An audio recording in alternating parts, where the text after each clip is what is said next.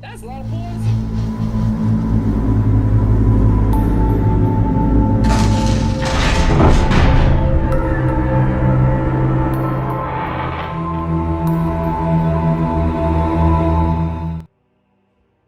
Oh man, I was sick. dude! Did you see that? Yeah, I saw. Oh yeah, my trash can's in the shot. Man, if that didn't have a lid, that would have been a Michael Jordan, almost said Jackson, Michael Jordan moment, eh? Oh, what's even cooler, you can't see it. It landed upside down, straight up. So, Wait, hey, Internet, did you say we were. What? you do the bottle challenge just now? That flip bottle challenge thing? I guess I did. Sometimes, when you spend your 20s playing a shit ton of Batman, you just keep certain skills. Multivitamin. Did you say we were on? No, we're not on. Damn it. Yeah, we're on.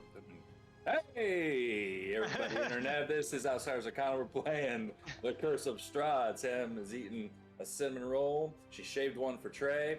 And welcome back. How's everyone doing this morning? A What? shaved one? I had yogurt. That's what it sounded like you said earlier. So now I'm saying I just imagine me shaving off the icing on his to put onto Yeah. mine. I would do that. it. Yeah. It all makes sense. You guys think I just say stuff that don't mean anything? Come on. Usually. Well, yeah. Anyway. Who needs a point of inspiration, or should I do the recap? I think Rogar doesn't have one anymore. I don't, but I don't really remember what happened. It's been a while. The notes are in our Discord. Yeah. I'll do Sam it. got proactive. Also, I did it last night when we were all on because I was like, what did we do last time? That's all? Yeah. I'll Did- recap. Get it? Alright, so we brought the dragon skull via wagon to the dragon castle. And then we went inside the dragon castle. And then we met a dragon guy in a throne. And we decided to kill him because he wanted Strahd to suffer and wanted to keep him alive so that he would suffer longer. And so we killed him, and then we explored the castle a bit, and then realized that we needed to go down in that crypt to take the skull there. So we go there, and we spend way too long trying to get into a crypt. We finally bust into that thing, Door was heavy. and it's empty, and we're like, what the hell? What does it mean? And we're all investigating the walls. We're like, what does it mean? There's nothing in here. What do we do? And we're so confused. And then there was a guy. There's a guy in a window, and he's like motioning to us, and we're like, we can't hear you. And he's like, and then we went back into the castle, and he's like, you gotta put it in there. You gotta put the skull in the crypt. And we're like, okay, why didn't you just open a window and tell us that? And we go back down there, we put the skull in there, and then we're like, nothing happened. And we're confused again. And then the guy's in the window, and he's like, you gotta close the door. But again, we can't hear him. But we eventually figured it out. We closed the dang door, and then that creates a beacon of hope. And then we feel happier. The sky is blue. The birds start singing. Everyone gets happy points in the form of AC and some other stats. This also was a great milestone that prompted us to become more powerful heroes.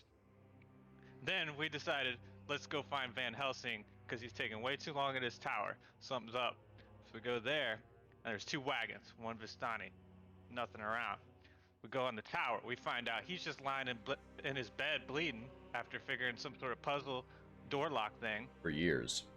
Been bleeding in that bed. He's just lying in the bed bleeding. So we get him out of there. And we also found out he had a cat in his wagon. We let that thing out. And then we get attacked by Vistani assassins.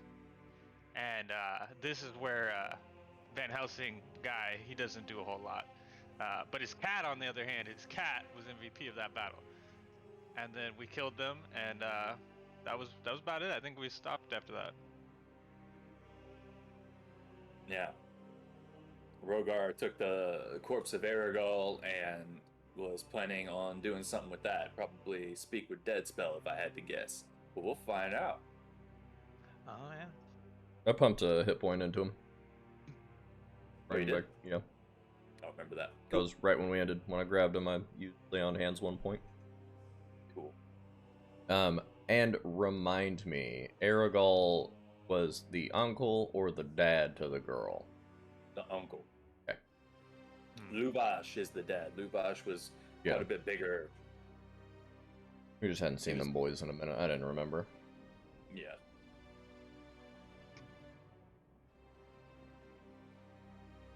Cody, take inspiration if you don't already have one. Heck yeah.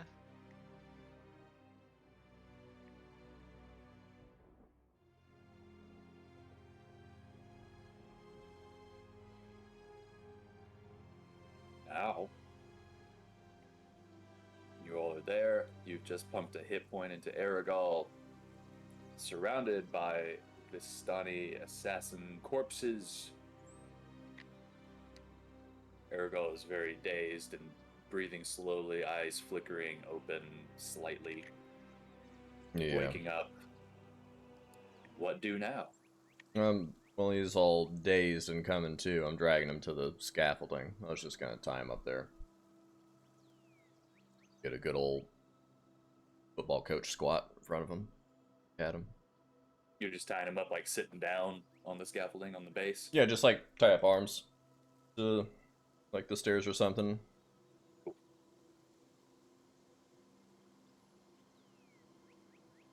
Kind of poke him in the forehead. Hey.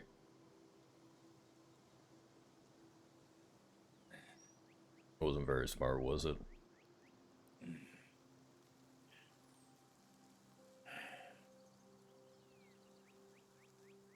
Why am I still alive?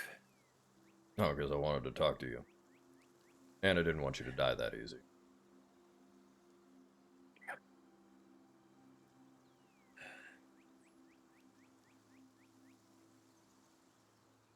What do you want? Why are you guys killing adventurers for people that come into here? Can't Strahd handle that?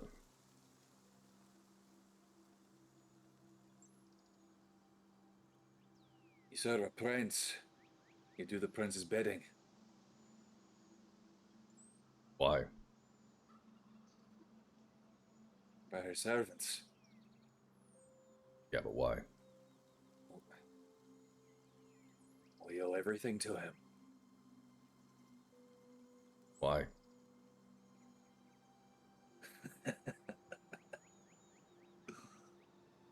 I don't know if we've got time for a history lesson. Oh, What you knew I about do. things. No, I want to hear it from you. Our people saved Strahd ages ago. In return, he allows us to come and go as we please. Yeah, I know that Our part. lives. I feel like there's something else going on.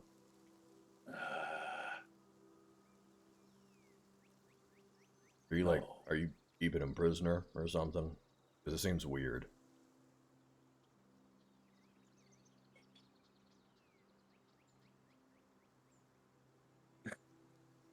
Us keep him prisoner. No. He controls his place. He's cursed to stay here. But he can grant us a way out to bring people in for his amusement or to find someone to take his place. But I don't know if anyone would be worthy of taking his place. Obviously not you, so I wouldn't expect you to know that. I'm just confused on why you guys are cucks for, like, a little vampire prince. I don't... It's really blowing my mind. I feel like there's something I'm missing. I'd rather you just tell me. You don't seem intelligent enough to understand if you can't put the pieces together yourself. Okay. I'm gonna grab his arm and tear his arm off.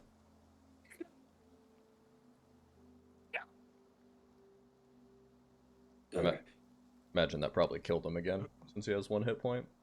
If that's what you want to do. Yeah, I'm gonna kill him again, and then I'm going to 1 more hit point back into him with lay on hands. So yeah, he screams in pain and starts to bleed out and goes limp. You do it again. You fucking cunt! Yeah. Oh. Ask him about the mound that they built the encampment on. You heard him. What's up with that? What do you mean? Dark magic, right? That's why you the ley lines. That's why you built it. It's a Right? fucking mound with houses built into the side of it. I see. You are not the witches I thought you were.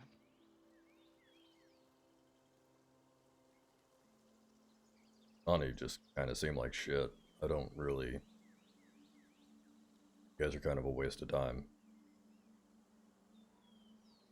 But So- what about Madame Eva? Is she in colludes with all of this? Is she the separate Vistani factions? Aye, Madame Eva and her troop of Vistani tend to be a little bit more neutral. Ah, so there are different factions. We believe Strahd is a prince to be served. She believes that he should be cured, put to rest or some shite. So we should just go ahead and burn your little mound homes down, right? Get rid of you guys. You think you could take them all on? I mean, probably. You can't even clap.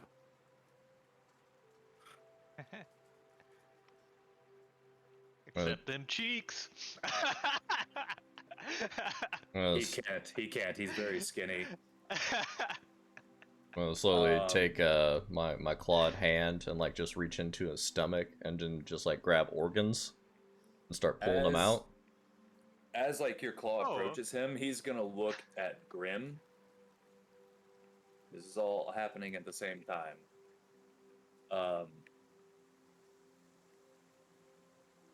Grim, make a wisdom saving throw. Oh, what the? Am I getting cursed here?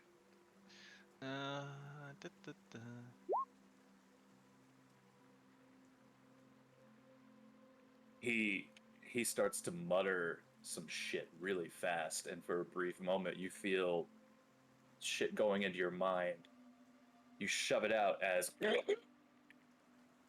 Rogar shoves his claw into Aragol's gut and starts just ripping. And he goes limp again. 1 more lay on hands. It's tasty. That fucker tried to get in my mind. Can I kill him next? Yeah, do you want to? I would love that. Told you I was gonna have fun killing you. All I wanted to do was dry my fucking blanket. You guys had to stare at me like I was a piece of shit. You are a piece of shite. Funny thing about that is, Victor's write history, so he'll be forgotten about, which I'm so excited for.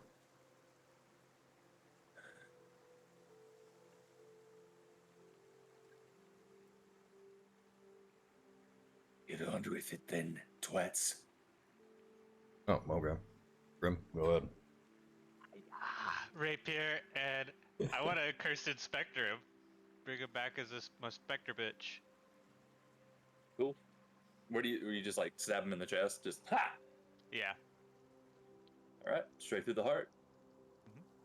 He goes limp, and then you do the Spectre, and then out of his corpse comes this one-armed Spectre with entrails just hanging down like a kilt. Van Richten, Like- it looks like there's some food for your cat. Oh, all right, Pickles. You've been in that cage long enough. Go ahead and have a snack.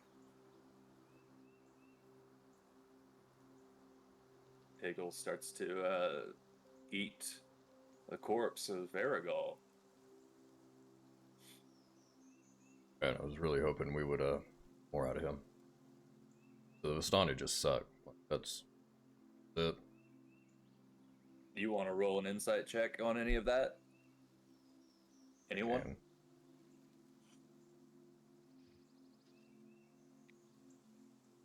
I will if somebody wants to roll a different one. I'll roll. See it.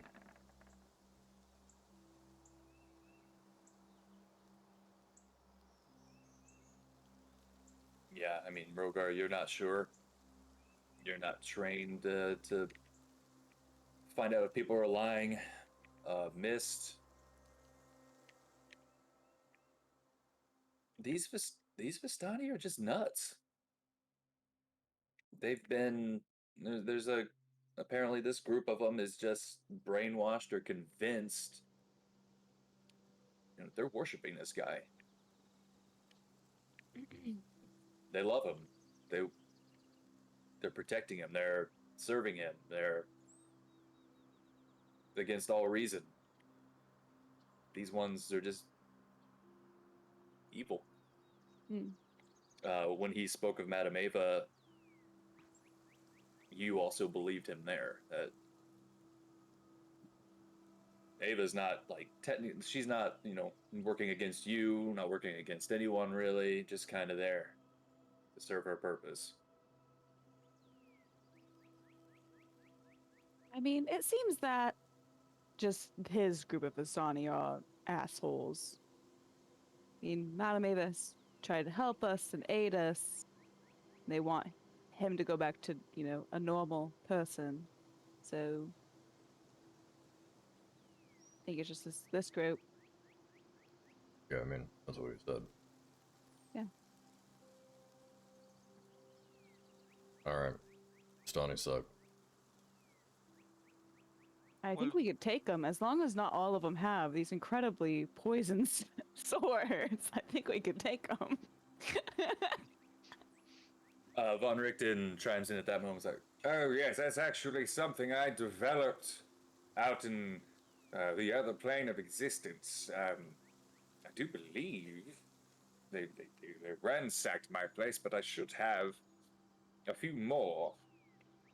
And he gives you these little potions of poison. 4.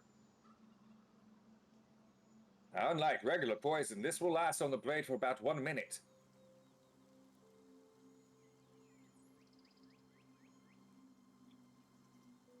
But I don't have any more. Question, does this poison still do like that ridiculous amount of damage? What was it? 7d6? Yes.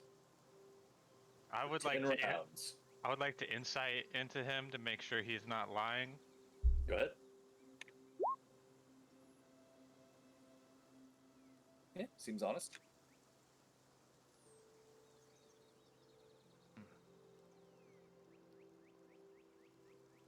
Well, what now? We need to hold up here. Thing. I'm pretty tapped. Died.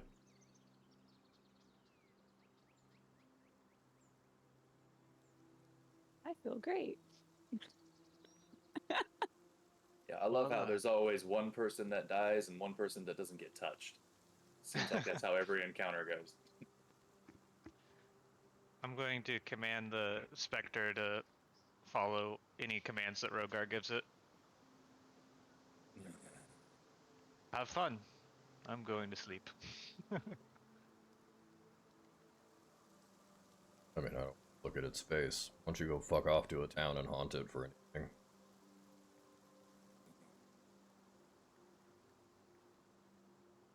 It floats off.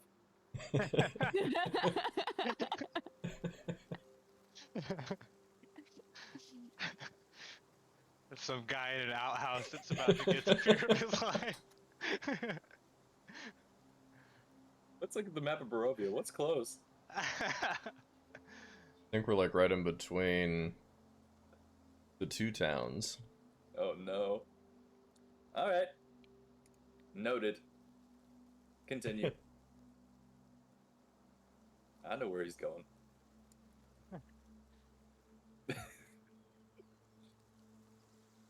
You got room for 4 more, old man? Oh, it's only one bed, but absolutely. So, first floor, top floor, good. Middle floors will collapse under the weight of especially you, Roga. So, couple up top, probably a little crowded. Some up top, some on the bottom. Either way, there's enough room. You just might have to use your camping gear. This one. I'll stay on the bottom. Here. I call Top Bug. It's just one bed. Okay. That just means I sleep on top of the bed and he sleeps underneath the bed.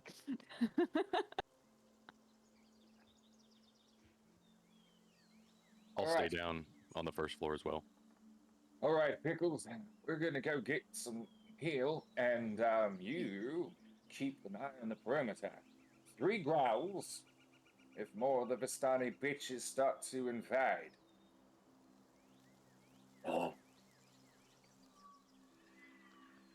Are you and he buddies?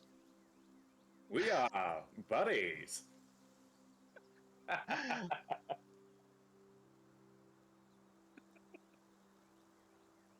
Thanks, Cody. So, you go into the tower. Any conversations that you don't want to have before the night comes to a close?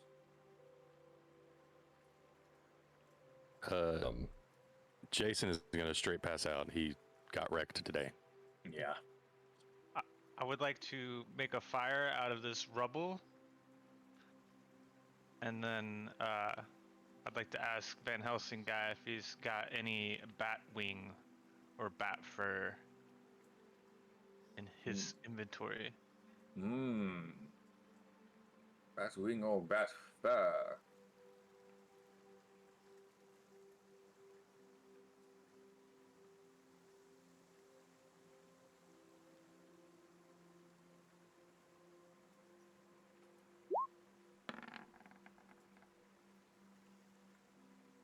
Fresh out of those, might have to go back out tomorrow and hunt some more bats. Very well. I'll turn in. Hey, where are we going tomorrow? We going to the wines place? Check out the other town? Wine. That's my vote. Alright. Unless I forgot something. Oh, there was another town, I think north of the wines we were wanting to go to, but we can do that after. Yeah. Get there. You can hit both of those. See if anything's up. Kresk. Yeah. Alright. Before I pass out, I'll give Rogar the magic ewer so he can drink his fill.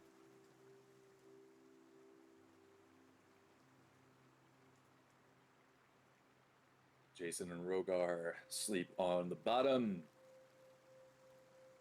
Get some wine drunk. Grim and Mist and Von Richten are on the top floor. He offers his bed to whoever wants it. Shows appreciation for saving his life.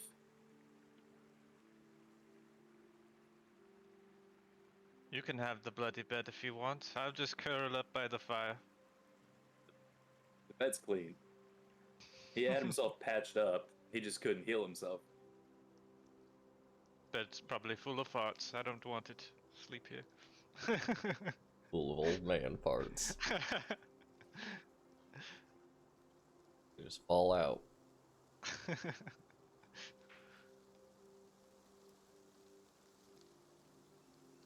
We rode our horses here, correct?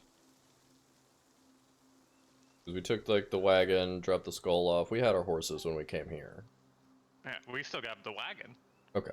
Just making sure that I didn't forget something where we lost horses or anything like that. You wouldn't have lost horses. Okay. Because, yeah, you went straight to the tower from Arcana, right? Yeah. Yeah, so unless you specifically wanted to leave the wagon, you'd still have it with you. Two of your horses would have been pulling the wagon, and unless you wanted to bring all three extra horses, you only needed two for the wagon. We didn't really discuss that, so we can say whatever you guys wanted to do happened. I would have been on mine separate, so we would have had at least 3. Yeah. But I didn't know if you guys wanted all of your horses with you, or if you're just like, we'll just take 2 because we only need 2. But that is fine. That's all I need. While everybody's going to sleep, since I'm going to take, like, first watch and hang around, I'm going to take, Buddy Boy's corpse off the scaffolding, like, untie it. I'm going to just, like, drape it on Mulan. Be like, hey, ride to this camp. The Vistani mound. And be like, you can go back. Deliver the corpse. Essentially, like, teleport back to hell or wherever. So I'll end my spiritual find steed spell for when she delivers the body to that camp. Okay. So I'm just gonna have her take off. No, I'm going back. She nods and runs off to send a message. Not drink all that wine.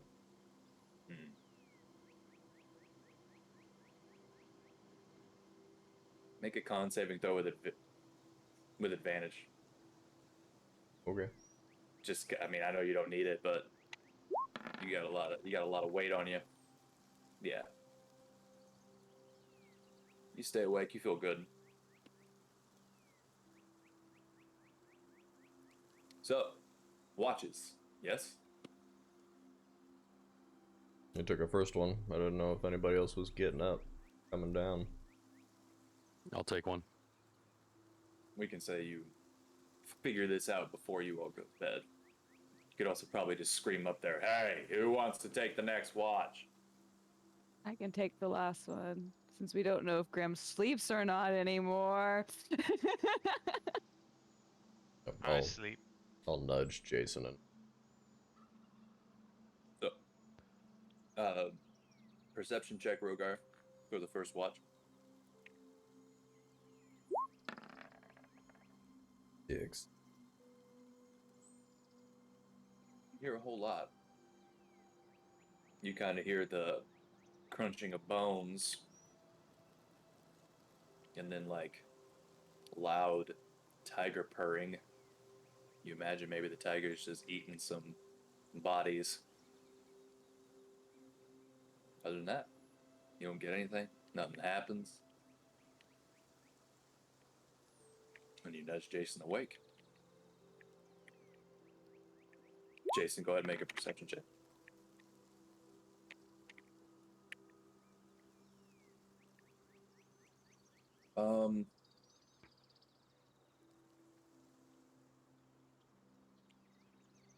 You also hear the tiger at one point get up and gnaw on another body, having a midnight snack.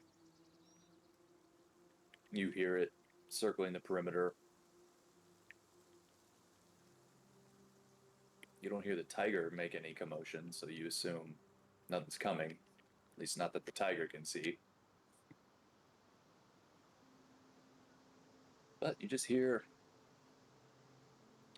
nighttime bugs and little critters, a little bit more active than usual. Calm, peaceful night.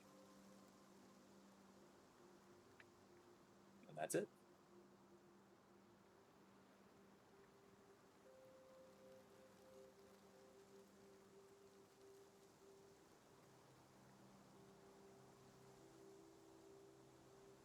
How do you let Miss know it's her turn?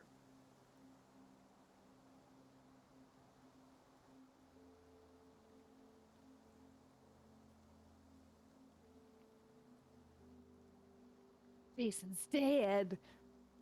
Sorry, my audio feed cut out for a second. What was that last part? How do you how do you let know it's Mist's turn to do the last watch? I'll just holler You're going to yell. up for. You all wake up, but go back to sleep. Mist, you stay awake. You hear Rudolph go, "Brr!"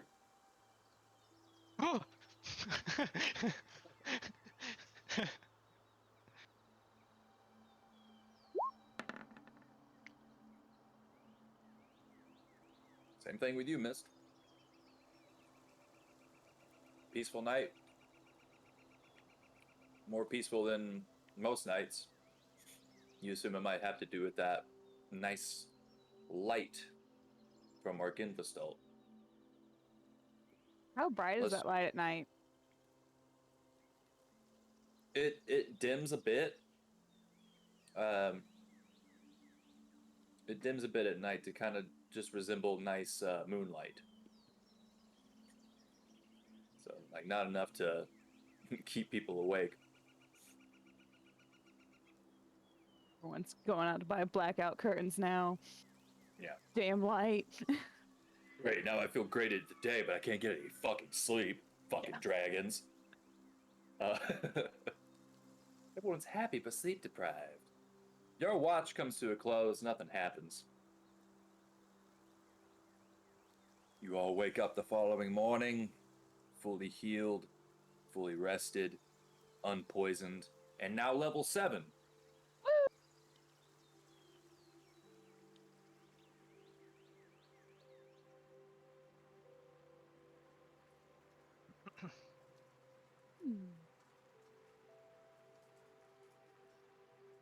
Do I feel that Recap. that bond with Mulan is gone when I wake up? Yeah, she accomplished her goal. Okay. Do you, with that bond, do you get a sense of like everything she's experiencing? No, I wouldn't have any of that. I would just know that it's active. Like, once the horse gets out of like a mile, I lose all connection with it. I would just know that I have that spell up. Okay. Yep, I mean, it feels as if she did what she was told. Alright.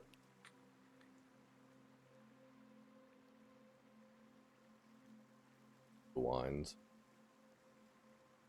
You're the ones. Rudolph thanks you all. I should have some things in this other wagon. If you want to have a look, feel free to take what you want.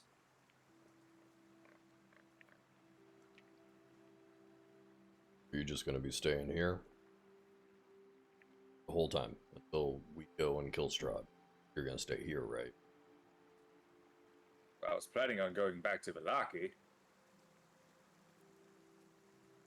You know, Pickles would be a real good help when we do go fight him. Pickles is more trained to hunt the Vistani specifically. Hmm. I think a wild cat will fight against fire. Yeah. More for Vistani. Yeah. What if Strahd bites the cat and turns it into a vampire? Then we have to fight a vampire cat. But You get think more his teeth will fangs. get bigger? Yeah. How does the teeth work? I don't know. So, like old people fingernails that just like curl in and get you more yellow. Ben Richten is like seriously contemplating this. I think there'd be another set of fangs next to the already fangs. That's an interesting point. Double saber tooth. These are the ones that they are. Yeah. But Perhaps they would just get a little bit longer, more sharp. I think they fall out and they grow new fangs. That's my theory. I don't know about that. I've never seen a vampire spawn's teeth fall out, so I don't know why a saber-toothed tiger's teeth would fall out. Either way, I'm not putting pickles through that. We'd have to find another cat. Did you say there were more things in the cart? What's in there? He takes you out to this other wagon and crawls underneath it. It's like, it's a good thing you didn't try to get into this wagon from the back. It is heavily booby-trapped. He crawls underneath where there's a door and climbs in and opens it from the inside, and you see like a wire and just all this all these flasks of, like, oil and what looked Wait. like alchemical fire inside of the wagon. Wait, I didn't open it from the back to let Pickles out? No, that was a different wagon. There's two wagons. Oh, okay. There was his wagon, and then there was just another wagon. Got it. The Vistani's wagon. It wasn't the Vistani's wagon. Oh. It was just another wagon. Oh, It's his wagon as well. okay. One's just for holding his pickle. Yeah. Double wagons. Sponsored by Sheath Underwear. Let's see. There's a wooden trunk in here. There's a battle axe, a flail, a morning star, a light crossbow, and 10 silvered crossbow bolts. We got fine clothes up in here. Probably not what you want. A climber's kit, a disguise kit, a healer's kit, a poisoner's kit. There's a lyre with gold strings. There's a sculpted wooden cage holding a chicken and a silver ewer with 5 chicken eggs in it. Looks like it's just worth some money. What else? What else? Pots and pans, manacles, a shovel. Shovel, It's you another say? yeah, shovel. It's a wooden chest containing a gold holy symbol of the Morning Lord. There's 3 vials of holy water that he offers. 3 vials of perfume, 2 vials of antitoxin, a 50-foot coil of hempen rope, a tinderbox, a steel mirror, a sharpened wooden stake, and a spyglass. He hands 2 spell scrolls, 1 of major image and 1 of remove curse. You already have a map of Barovia. And yeah, that's about it. It's only silver he has is the crossbolts.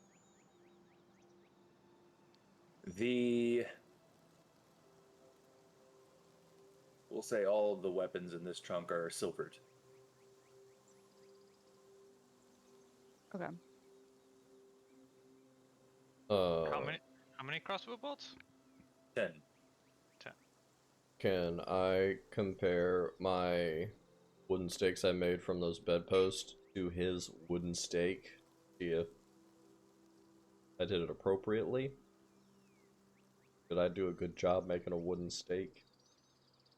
Comparing my craftsmanship.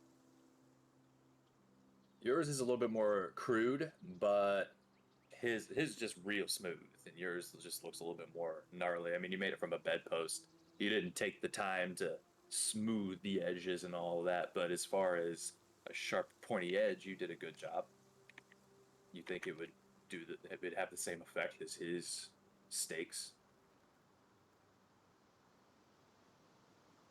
Mist, are you wanting those boats? I was just looking at it. I think I'm only proficient in a crossbow, not a. Or no, Sorry. wait.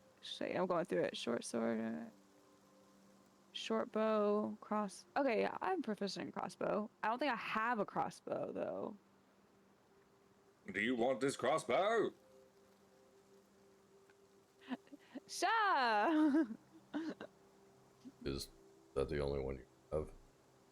I only have one. Well, I've got one for myself. Okay. And this is an extra. So you have 2. Alright. Yes. I mean, if someone else wants it more, I won't be offended since I do tend to be up close quite a bit. The crossbow he has. I'm looking at my crossbow. What is it? How does it compare? Functionally, they are equal. Hmm. His just looks a little bit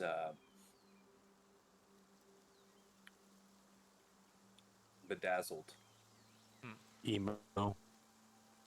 Grimm's is emo.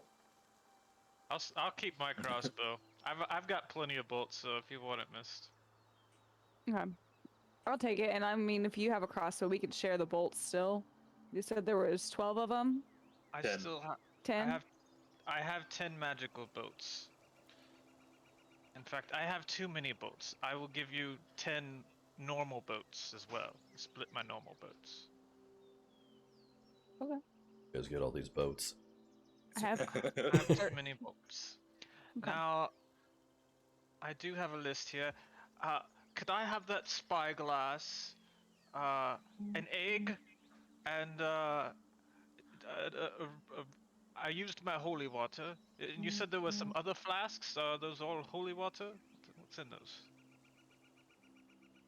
Some holy water, three vials, and then some perfume. That's just for Oh yes, for smell good or hiding smells. I would like a perfume. There's a vial of perfume. There's some antitoxin. What is You can that have- for? For Toxins. fighting toxins. Does it fight off like like a poison. vampire bites you, toxin? Oh, it would probably slow it down. It might halt the effects of vampirism for a time, but mostly for poisons. You just got one vial of that? I have 2. We'll take it all. And I'll take one of the holy waters.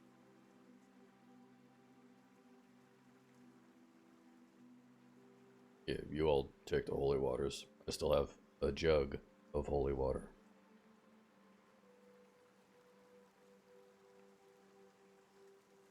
Oh, if you can, like, breathe out ice and stuff, I don't know how it works. If you, like, an elephant, need to drink some water, like, tons of it to have to produce all that ice. Like, if you drink holy water and then you blow out holy ice, that do the same thing. No. Okay. no. Cool idea, but it doesn't work that way.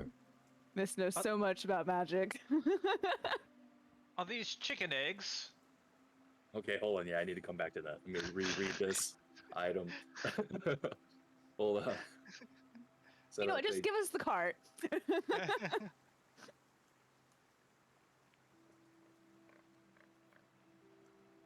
Where the hell was that?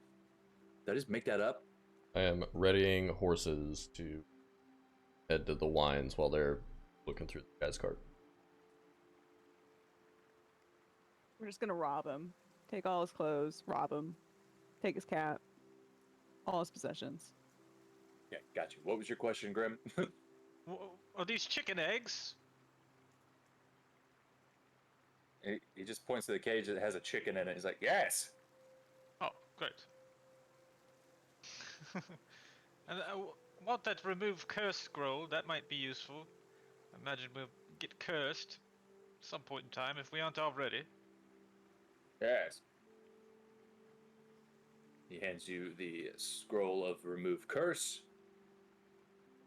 Did you Does it- also want the major image one as well? No. Are you sure? I'm sure. I don't want to take everything and not give you. Here, have some gold. I give him 200 gold. Oh, that's really not necessary. I can recover some of my lost product. No, totally fitting. We give you something, you give us something. Well, I'm giving you this because you saved my life. Yes. Either way, there you go. Very well, very well. Thank you.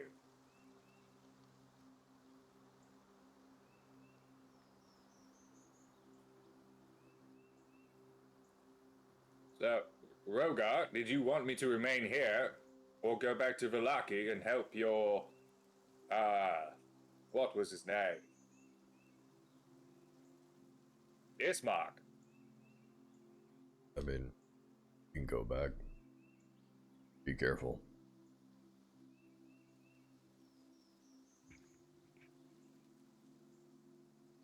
Oh, I would like to gather some coal from the fire last night. I need that. You can do that.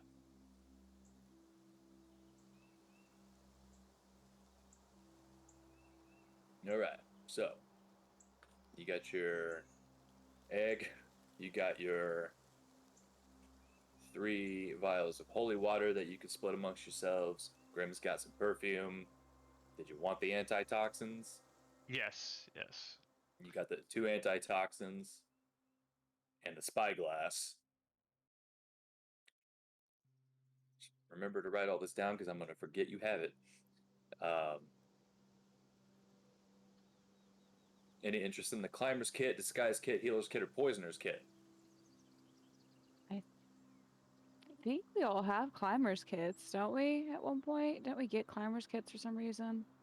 Not that I know. Not that I remember. We talked about it, I think, at one point, but we never did. I mean, we have Jason who can walk up walls, so, you know, we're good.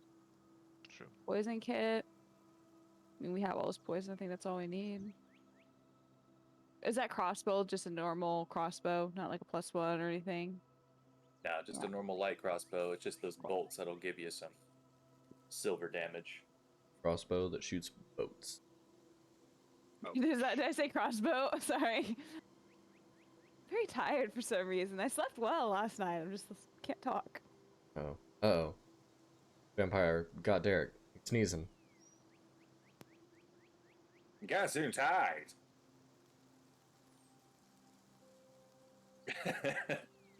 Alright, you guys got stuff.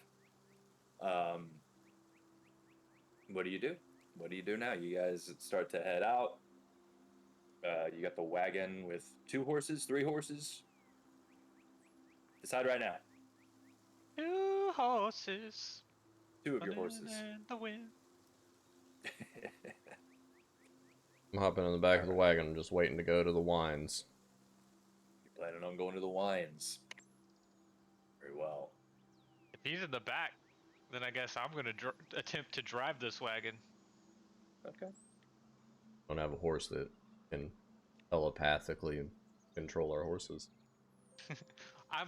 I think that I'm driving this wagon, but he's probably just commanding his horse telepathically. My horse is gone. Oh, she's gone?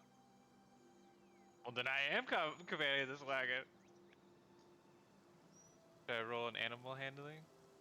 I mean, if you're being normal about it, you don't have to. If you're trying to get it to do weird stuff.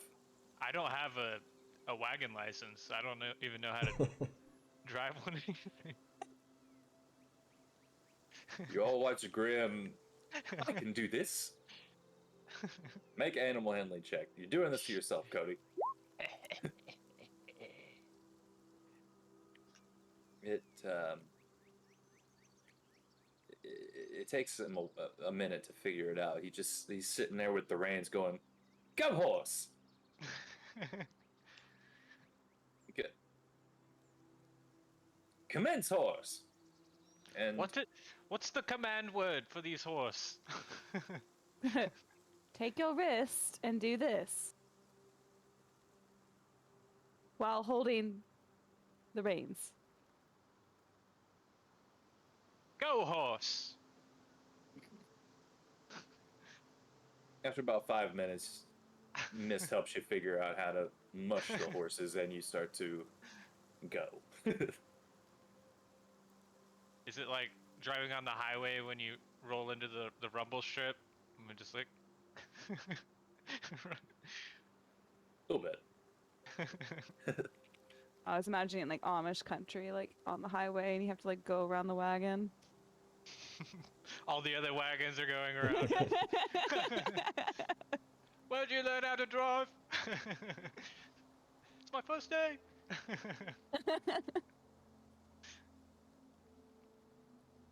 start to move. It's really not that far away. 3 miles on a wagon. That wouldn't take very long. I can't do math right now in my brain. Wagon's probably pretty heavy, so probably going at a very normal at most pace. Take like an hour, Yeah, there we go. if that. Yeah. Okay. During this hour, anybody want to do anything? Any conversations that need to be had? Anything at all?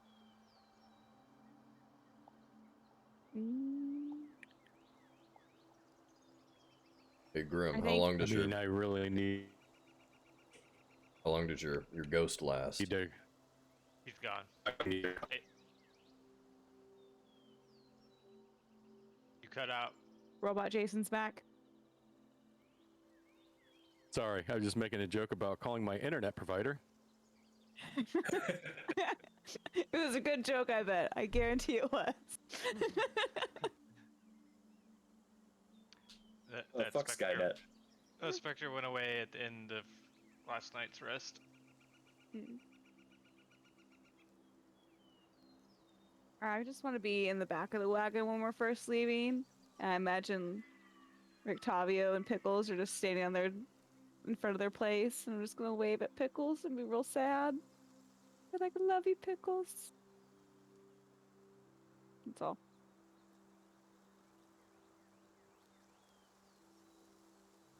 Sorry. I did the wrong thing.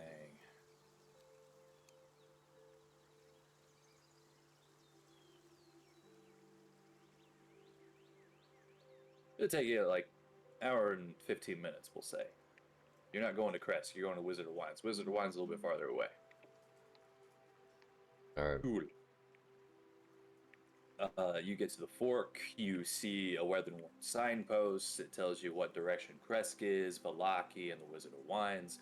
You go to the southwest towards the Wizard of Wines, and you continue on. You see the nice beacon of light shining from Arcana. Still gloomy overhead. Like looking up, it's still cloudy. You still don't see the sun, but it just feels brighter. Relatively short ride, uneventful. You don't hear anything in the trees. Eventually,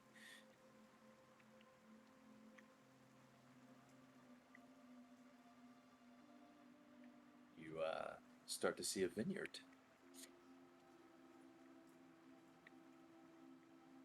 Let us get to this part.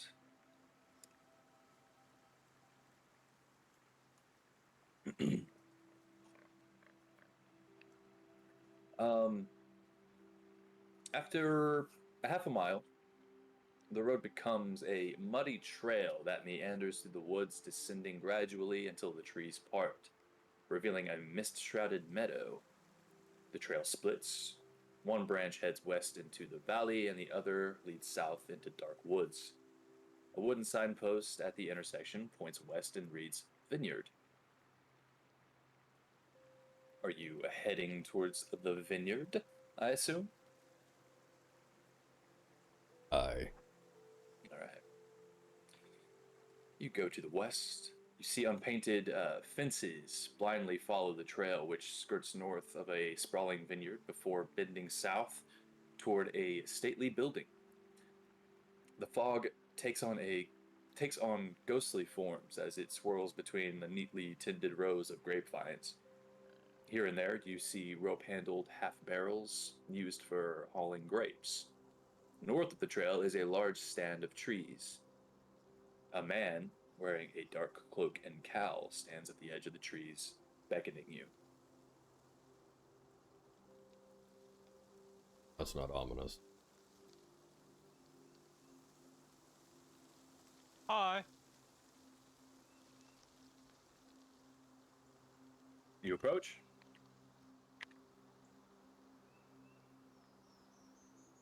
Okay. Stop, horses. Stop. Stop, horses. How do you do this? And it's like, and pull the reins back.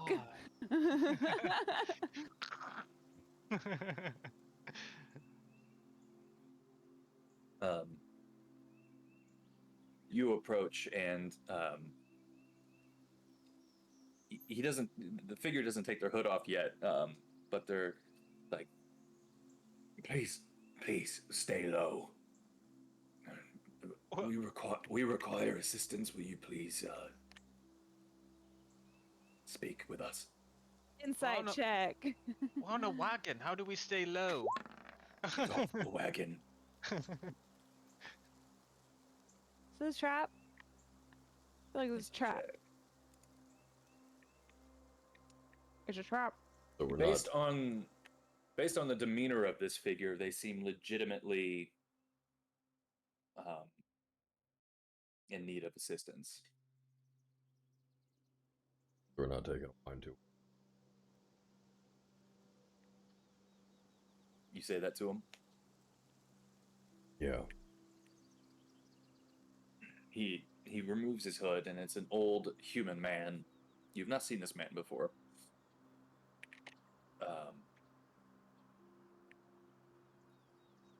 My name is Davian Mordakov. I am the owner of the wines. Recently, it has been overrun by evil druids and blights. They have sought to ruin the vineyard. They've taken these special magic seeds that we use in the soil to grow the grapes and to keep the wine flowing. Because of this, we can't make any more wine. And they have numbers far beyond us. And he waves some other people over that are kind of keeping low. Are you a wizard? No, I'm not a wizard. So the Wizard of Wines is a lie. Well, It's it's no- more of a a joke. You could be a wizard of wines when you say you're really good at something, like, oh, that's so wizard, you know. So you're telling us these druids and blights, they're stopping wine? We love Yeah. wine. We Who all doesn't love love wine. wine? It's the main reason for Barovians to live in this terrible place. Well, I we think need to we can die. help you. Let's go. Thank you. This is who you see, by the way. Oh, he looks more haggard than I thought. Well, I spelled his name all sorts of wrong. Of course, we'll assist you because there's a lot, but we're pretty capable ourselves. Are we sure this isn't just like a bum? That robe looks pretty tethered for the owner of a vineyard. I mean, missed with her insight check. Unless you want to roll a different one. Well, your insight check was different, so if you can do another insight check. I'm just gonna assume that the vineyard's been out of production for a while and he's been struggling.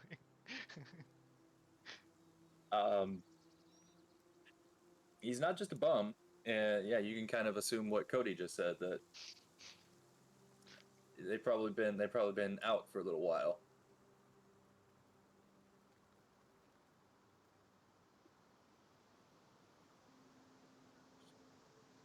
Any known weaknesses? Strong against something? You have any information on them? How many Yeah. are there?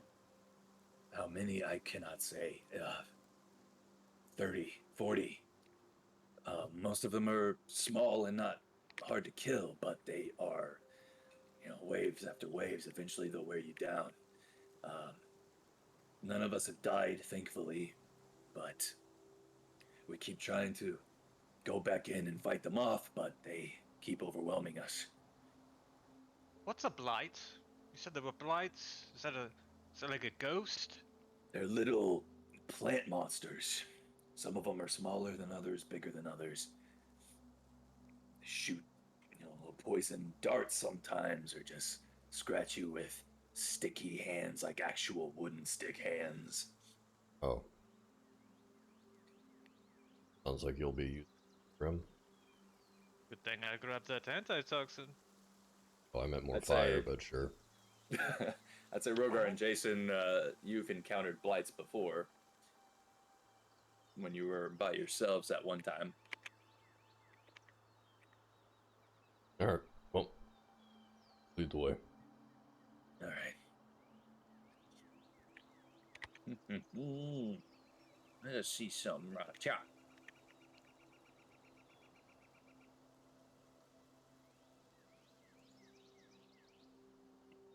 Okay.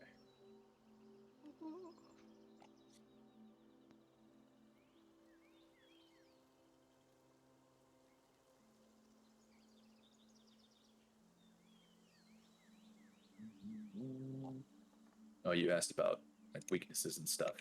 I need to find that. You said druids and blights, right? Mm-hmm. Fucking druids. So yeah, he would have mentioned like fire, definitely vulnerability. He doesn't know more than that. They don't seem to be affected. Would they know that? They wouldn't know that. Fire. All the fire. The druids just seem like normal humans with powers. I don't know if they've got any vulnerabilities. Well, sorry, Jason. It seems like I'm going to be creating a lot of fire. Well, I guess I can do that too now. You can make fire? And I release my hellhounds. Oh! Oh, they can. In case I haven't made it clear, those hellhounds will stay with you forever if they don't die. I just don't trust it. I don't. They sound like they're hard to manage and feed. Wait till yeah, Strahd. They're your hounds. All you have to do is talk to them. In Infernal, with the black smoke surrounding you. I need to read into Hellhounds again, I guess. Well, I mean, I'm gonna... you can't just read the hellhounds normally. This is a different situation. You have the gift to Got control them. Got it. I thought we were looking at that, like, if you don't feed them or something, like, they can also, like, turn against you or something. I don't know. The way I'm ruling it, like, these are special gifts. So they have different abilities. They're not rules as written. Not in this game. Not with me as a DM. Okay. They're gonna listen to you. I'm gonna false life before we go into this place. I'm trying to remember something.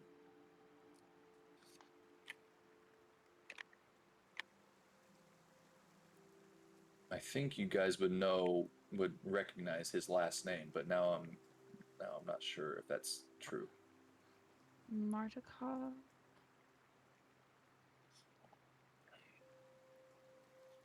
Yeah, you recognize the Martikov name.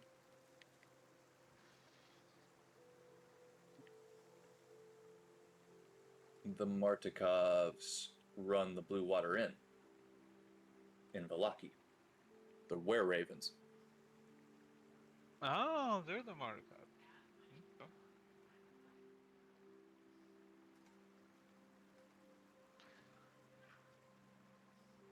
Anyway, that's just something you would happen to know. So, Davian leads you. He's joined by 4 others.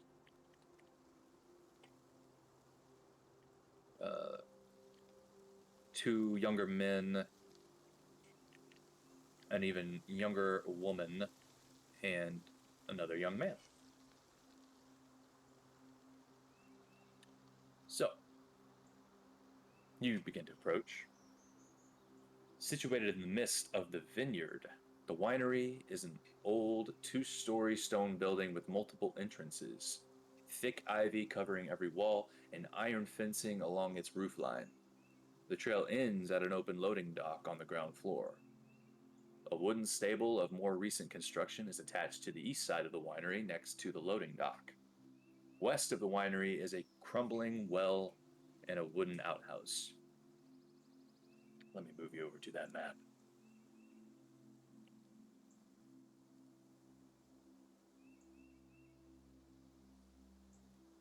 Oh, I just realized I had you at Van Ricken's tower still. My bad. So you're on the ground floor. There in the middle, approaching that loading dock. It's where the trail kind of leads you to.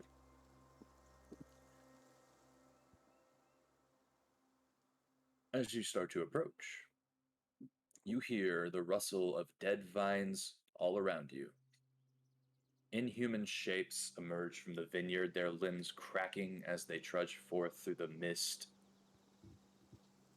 And you see Davian kind of look over. Ready yourselves. Here they come. Slap Jason in the tit and cast Warding Bond. Cool.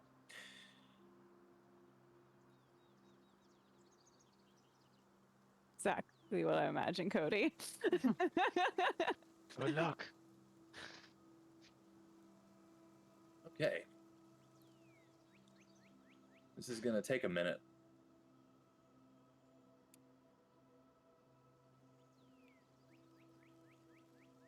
Because you see a good handful approach from every direction.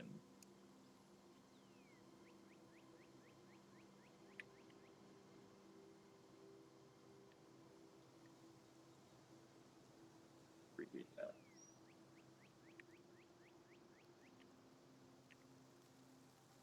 Oof.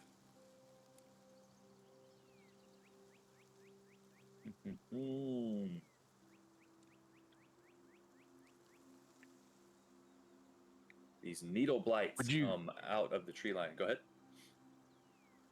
do you mind if we take a quick break so I can restart some stuff? My internet is just all jacked up right at the moment. Sure. That'll give me time to set this up. So, we'll take a quick break, and they're about to have a needle blight battle.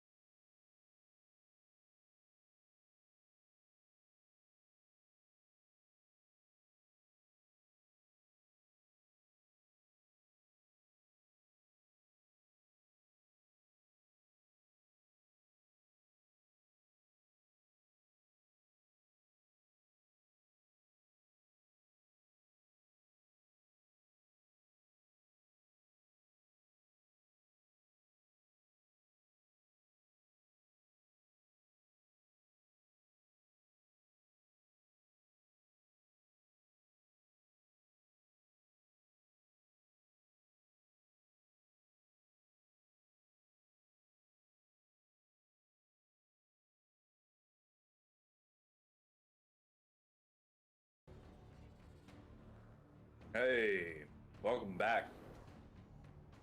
I roll initiative for all the needle blights, so the internet didn't have to watch that for 5 minutes. So, you all forgot about the others. I'll bring them in. You all approach. You see these blights coming on out to trees. Roll initiative. Oh, well, I'm not Rogar. Oh, dang it. Trey's fixing it. Fixed. Can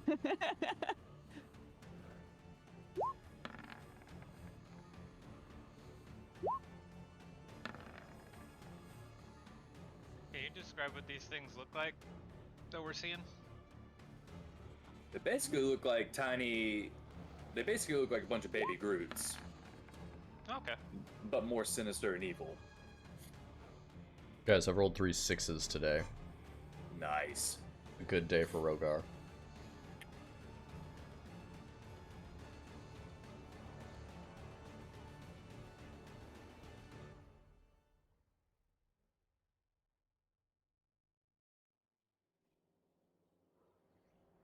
I wrote the lowest initiative that Miss has ever rolled in her life. Low for you.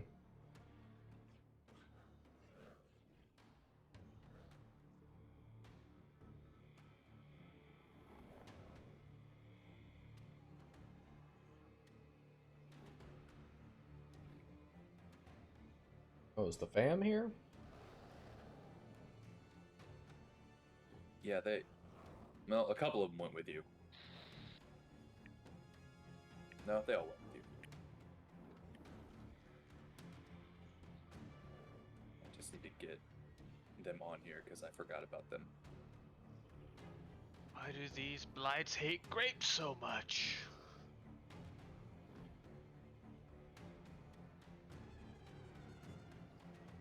What did he say the blights were, or what the druids and blights were doing with the magic seeds? They were like using them for evil or something?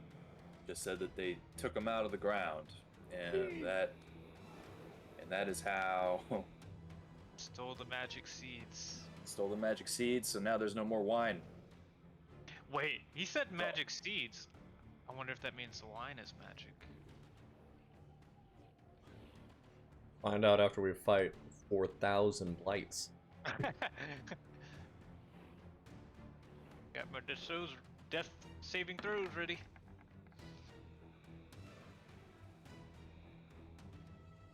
I mean, I'll level with you guys. These guys are weak, but there's a lot of them, so we'll see what happens.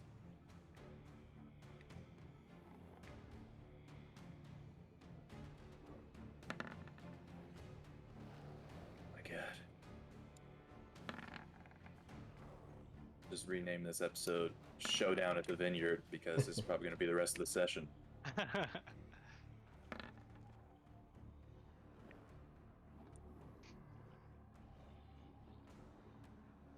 Alright, I'm gonna go take the dog on a walk. I'll be back in like 30. I wonder if there's a crypt that's gonna take a while to open the door. If I see that again, I'm writing that out. It just says push or pull. Yeah. Just Okay. just roll a perception check. If you roll above a 1, you see the instructions to open the door in the first try. And we all roll ones. We're trying to push the pool door. Push or pull handles on it. Then we'll know. Okay. Now, these blights are coming in. Davian has pointed them out. Get ready for a fight. Jason, you're the first to react. So I guess I'm gonna run over to this side here. And what is it, a con save to try to do my burn hands? This will be a wisdom.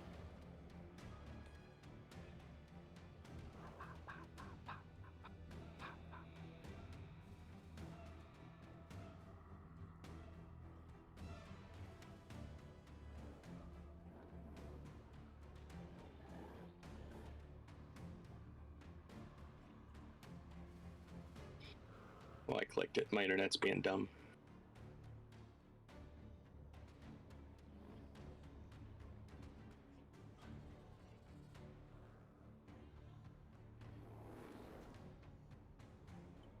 Would it be easier if one of us had access to your sheet? Oh, wait, it's rolling. 18 is more than enough. You start to think about conjuring your fire magic, and you push the negative thoughts out of your head and the fear, and you find this courage within you to do what needs to be done in this moment, and you do your thing. Yeah, I just clicked it and it's good.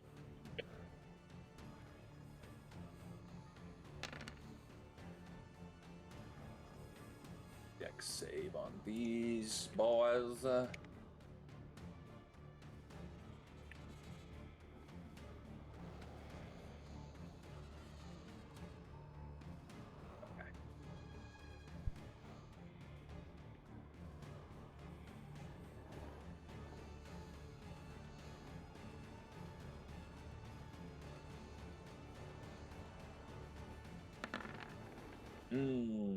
No.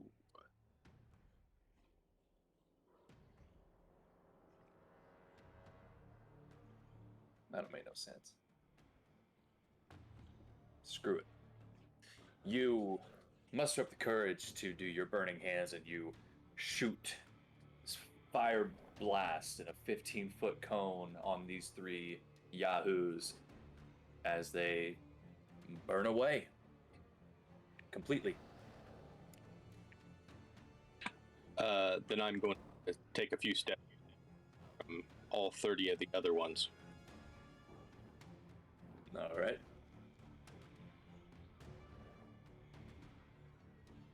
And that is it for me. Okay. All right, now we got a were-raven.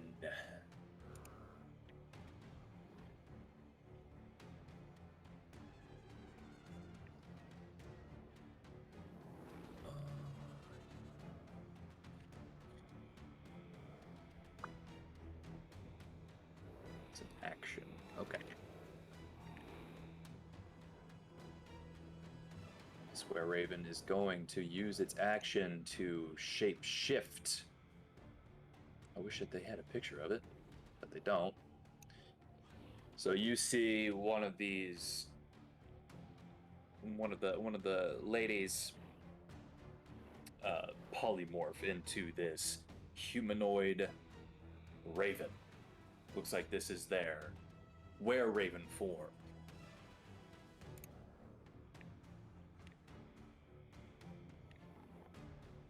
And they move over to get into a more defensive position, and they're going to hold their action for when these boyos get into range. Now, it's these three at the very, very bottom. 30 feet.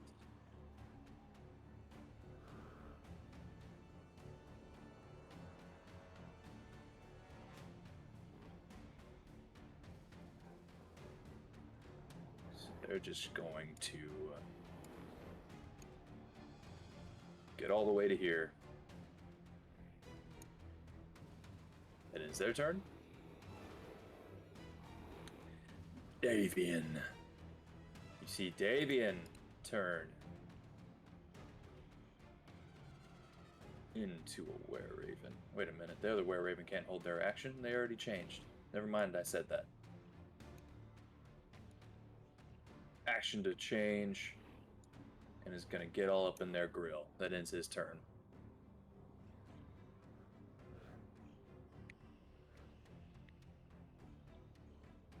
We got the three blights down on the far left, bottom left.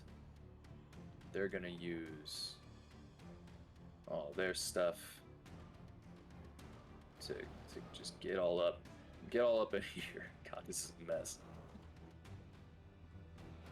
No, I don't want to do that. Something like that. There they are now. That's in their turn. These were-ravens are going to just keep changing into their hybrid forms. And just kind of spread themselves out. Alright. Needle Blight's down here. You guys excited? Let's get it.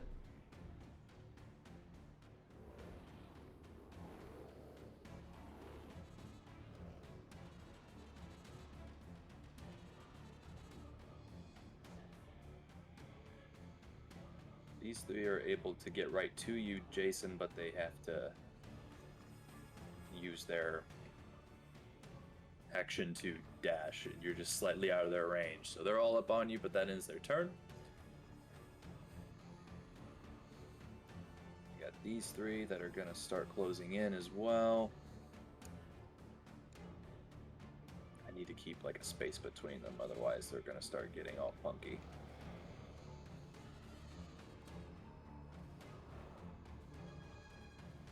These three are going to pop up.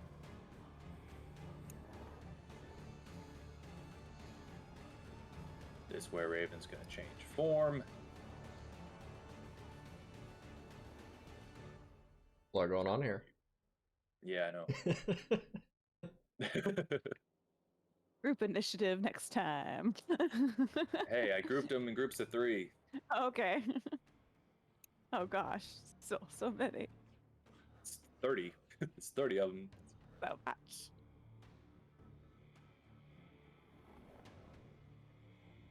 Yeah, they're all getting in here. Next round, that's where it's at. Jesus. Hey, Miss, it's your turn. Woo! Alrighty. Well. Jason killed 3 of them. The rest of them start running in. You see these other people turn into were-ravens. And if your character didn't put that together already, you'd be like, oh, cool. Neato. Okay, well, I will just... Oh, let me turn that off. Guess I'll go right here. And that'll give me my sneak. And I'm just gonna just slash at this bad boy. This pile of twigs. Okay.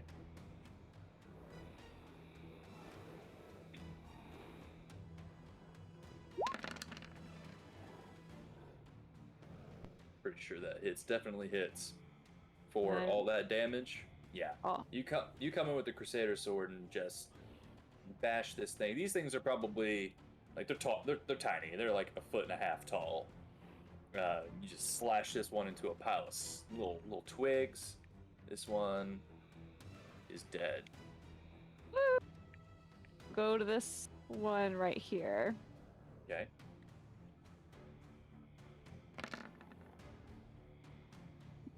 Your 21 for 1 damage.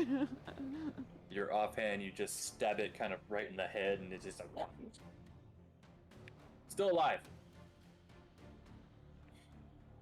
Anything else? That was my bonus. So yeah, that's all I can do. I'll be right there, hanging out. Okay. Cool.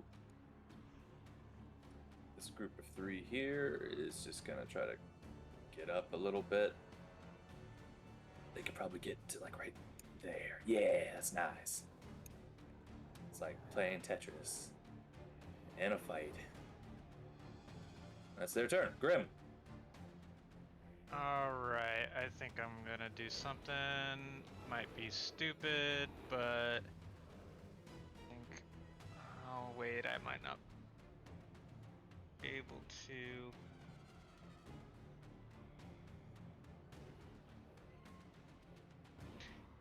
If I use Misty Step as a bonus action, I can't no longer cast a normal spell, right? I can only cast a cantrip. Is that how it works? Correct. Fudge. Oops. Didn't mean to click that. No, you did it. Just kidding. I need to get there. Let's see here. 2, 3. Shit. Can't quite get there.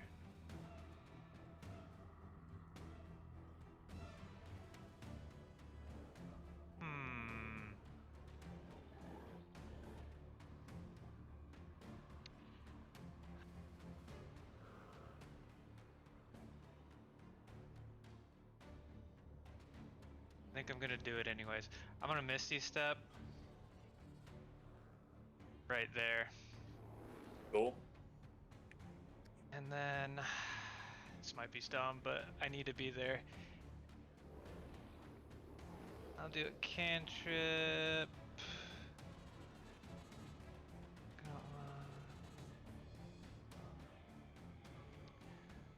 I'm gonna green flame blade, and I'll make a rapier attack.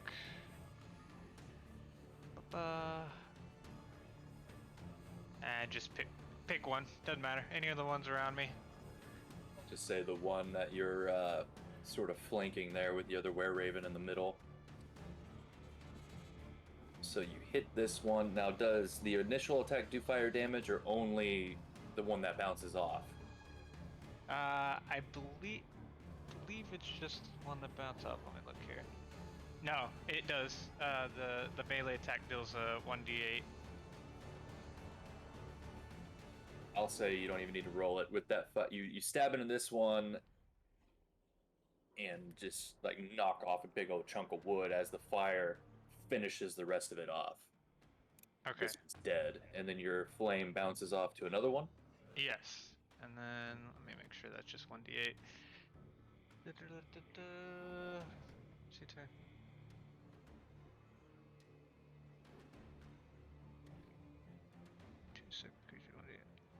Okay, so it's a plus my ability modifier, which okay, so D8, B3, and 3 plus 4 for the any adjacent Plus one. 4. Yeah. That's 7. These things are vulnerable, so that takes double damage. This one also dies. Yep. All right. That's in turn. Cool. It's grim. Now we got these 3 way over here. Use all their stuff to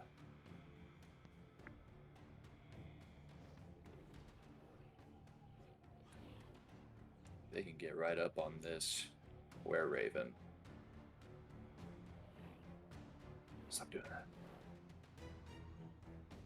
So this were-raven's got 3 attacks coming its way.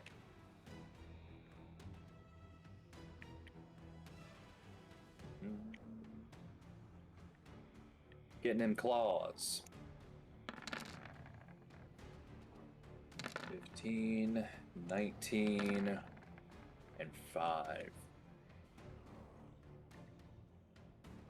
2 of those hit, so 9 piercing damage on this were-raven.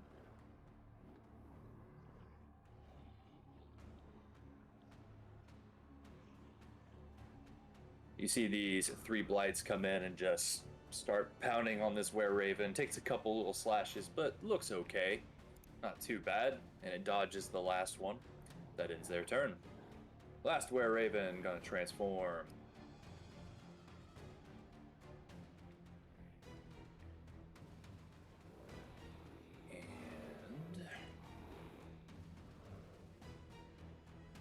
Yeah, not really sure.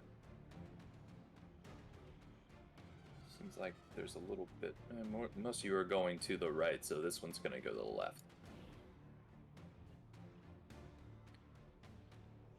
This one actually starts to fly.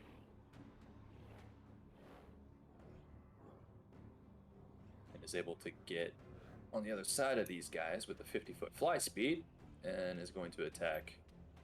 Nope. Uses action transform. It's going to stay right there. In turn.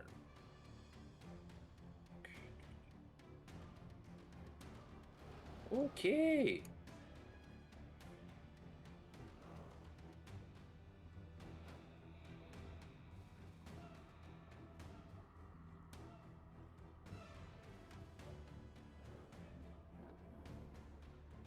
Well, this one is in a tight spot, so 3 attacks, 1 with advantage because of flanking.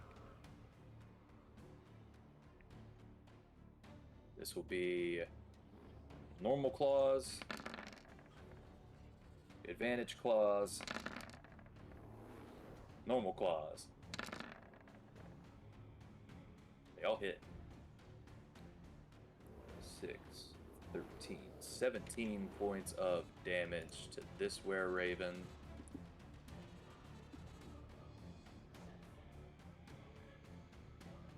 That's not what I wanted.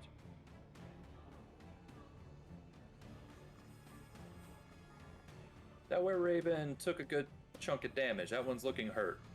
As these three show up and just claw into the side of the were-raven's face. One of them kind of jabs into the were-raven's ribs, and the other one slashes across the chest. You can see this one's a little bit bloodied, but still looking relatively strong. That ends that group of Blight's turns. Rogar. Time to tell him what time it is. I can't really get to anybody, so I'm not gonna do anything. Move 30. Okay. And I'll hold my action in case somebody moves close to me. Attack. Alright. For me. Cool. Finally, this last group of slackers. They're just gonna try to close the gap.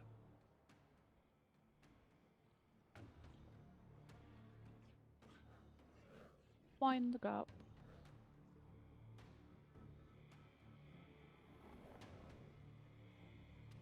They're each gonna try to shoot needles at you, Grim, but with all of the commotion that's happening, it's gonna be a disadvantage.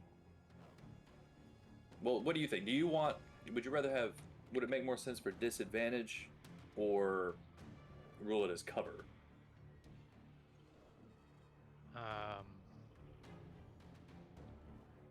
Doesn't matter to me. Disadvantage, fine. 3 needle attacks, disadvantage.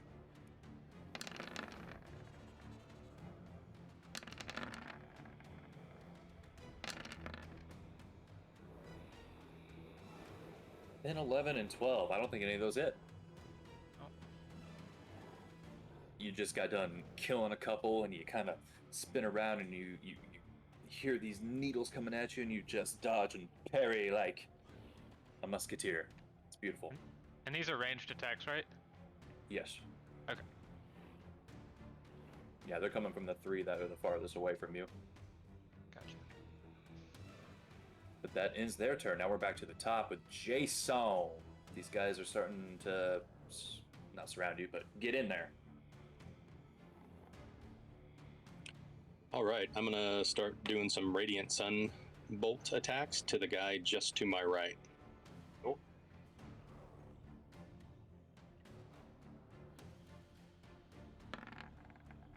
That definitely hits with a 23. 5 radiant. Blast a big chunk of wood off its wood. Looking hurt. 13 hits. Yep.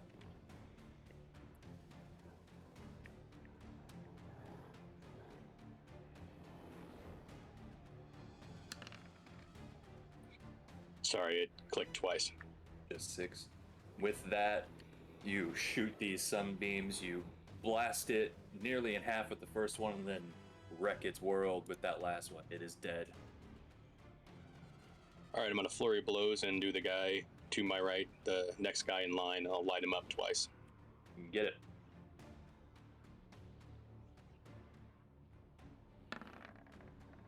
Natural 20! Woo! 7? Just like the first guy, big chunk of damage. Looks real bad. Still alive, though. Yeah. And you're just... You dead. You dead. I'm gonna move over and place myself back to back with Grim. Nice.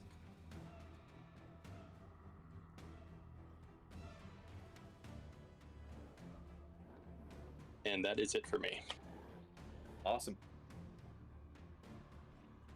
Okay. We got where Raven that's nearest to Rogar is going to just attack the blight in front of it with advantage since it's flanking with its buddy. Alright. Boarding bond is gone.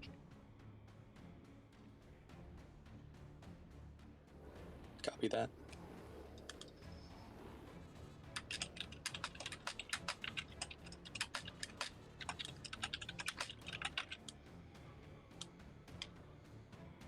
Okay, gotcha. Just seeing what all these boys can do. Just gonna make a couple of short sword attacks.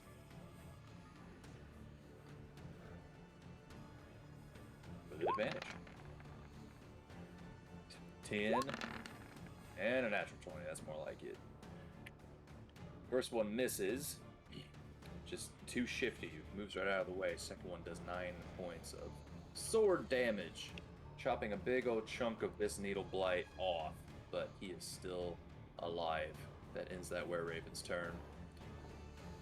We've got this one. We got needle blight to the top right of Grim. Is just gonna attack you with some claws, Grim.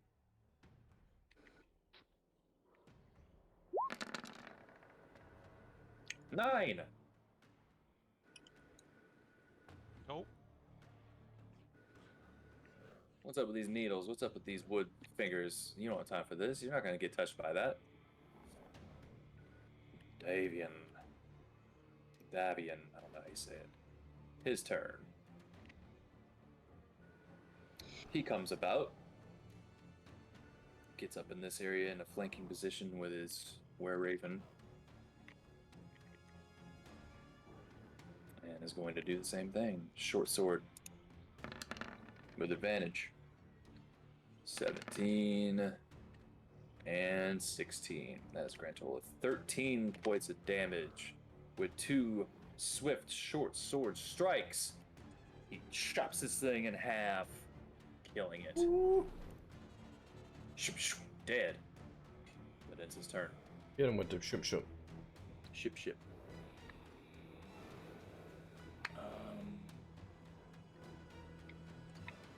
This group here.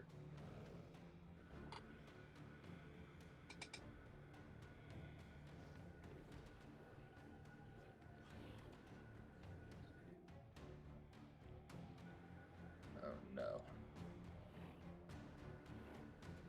I'm gonna forget who's in what group. If only they were different colors. Right. Okay.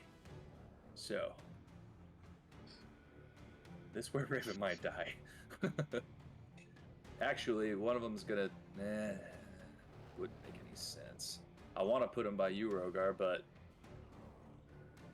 logically, I don't think it could get to you without just attacking someone first. Okay. Were-raven's getting 2 claw attacks with advantage.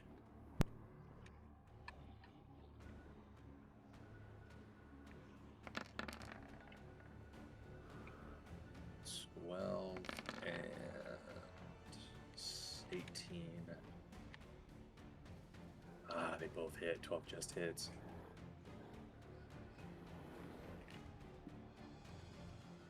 Where are they at?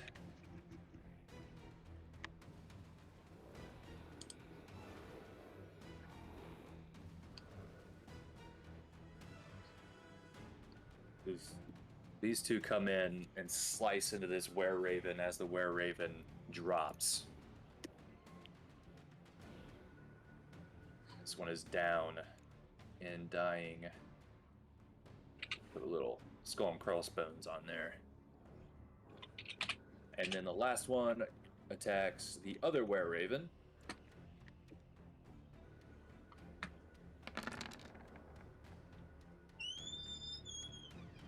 Hit or 13 hits with 6 points. Oh, the druids are coming through the door. Get some WD-40 for that door.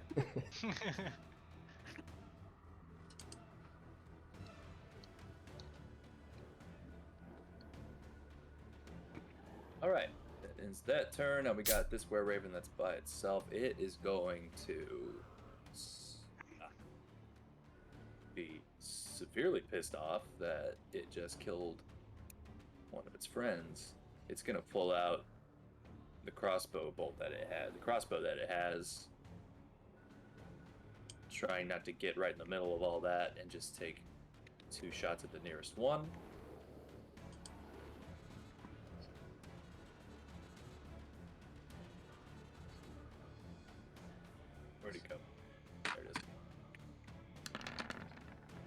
Natural 20! 2 natural 20s! Triple 20s, jeez. Woo! Calm down, He- Ware Raven. My that was goodness. his lover. That wasn't his friend. Well, let me tell you,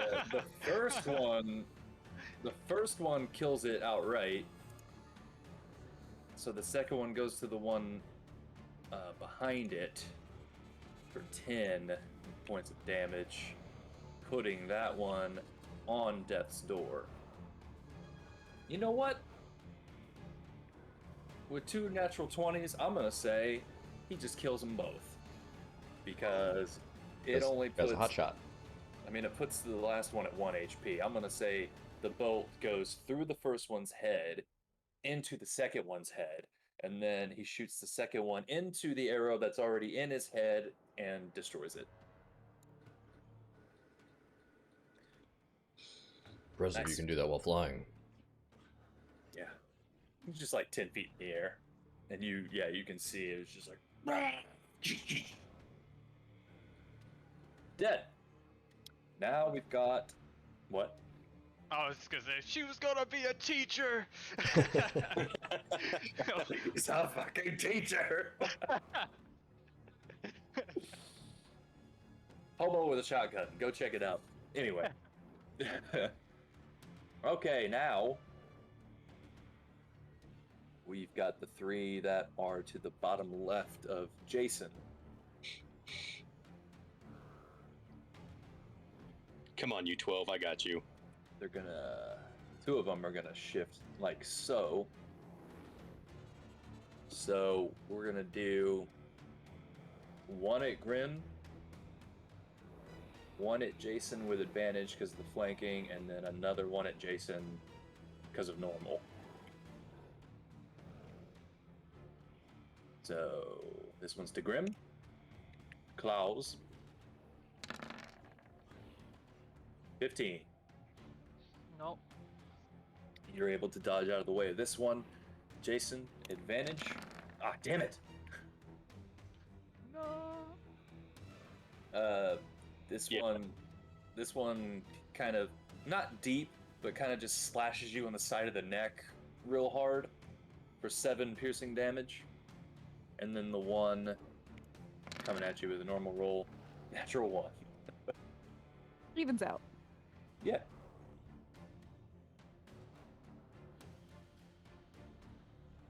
You take the deep scratch in your neck and you're like, fuck, and you just kick the other one away as it tries to slash at you, and you get in your defensive stance. You're ready. That was them. Now we've got these 3. I'm moving this guy over so I don't lose track of who's in what group. We're gonna have this one come in to hit you again, Jason.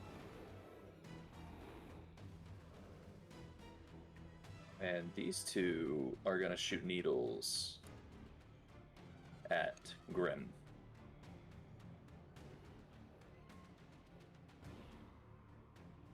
Actually, this is what we're gonna do.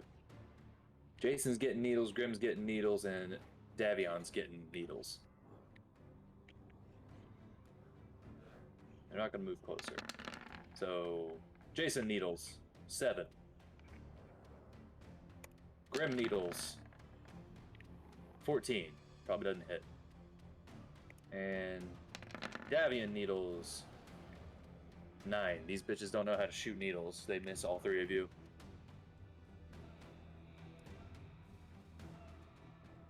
And they're just gonna stay there. Who next? Who next? Who next? Who next? Where Raven?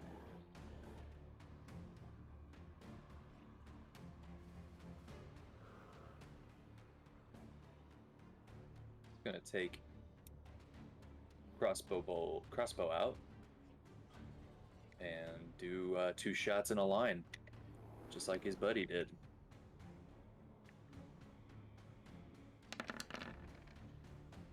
8, miss. 14, hit. First one goes right past the Blight's body and ricochets off the wall. The second one gets it right in the neck with 7 piercing damage. Looks hurt. Ends that where Raven's turn. Missed. It is now you. All right. I will go right there to get this guy. And my character sheet froze. There it goes. Whoop-a-cha! 16 hits. For 16? 16 for 16. You make quick work of that pile of wood. Go on down here and use my offhand.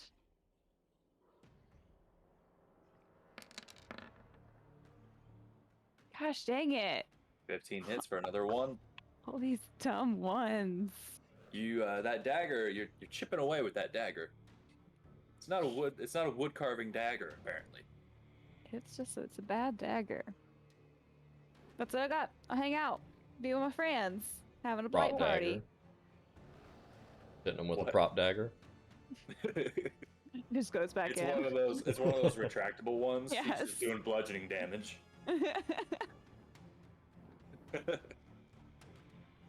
Okay, now this group that is in between the Were-Raven, Grim, Jason.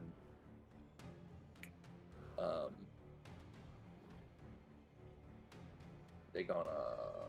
This guy's just gonna kind of this. So each one of you is getting a claw attack. Grim, Jason, and Davion.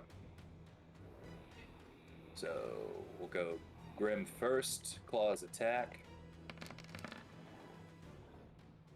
21. That's it. Five piercing damage as this one gets you kind of just in the shoulder. Jason with advantage. 11. Pretty sure that doesn't. No. No, that doesn't hit. Fast feet, fast body, fast everything. You are good. And then to Davion. 21 definitely hits that boy. That old boy. For 4 damage. Not looking too bad. And that's their turn. Grim. Now it is you. I would like to step through Jason and right here, so a couple of them get, 3 of them get opportunity attacks there. Just one. There's 2 of them. Right? Yeah, because you're still in melee with that one. Just 2.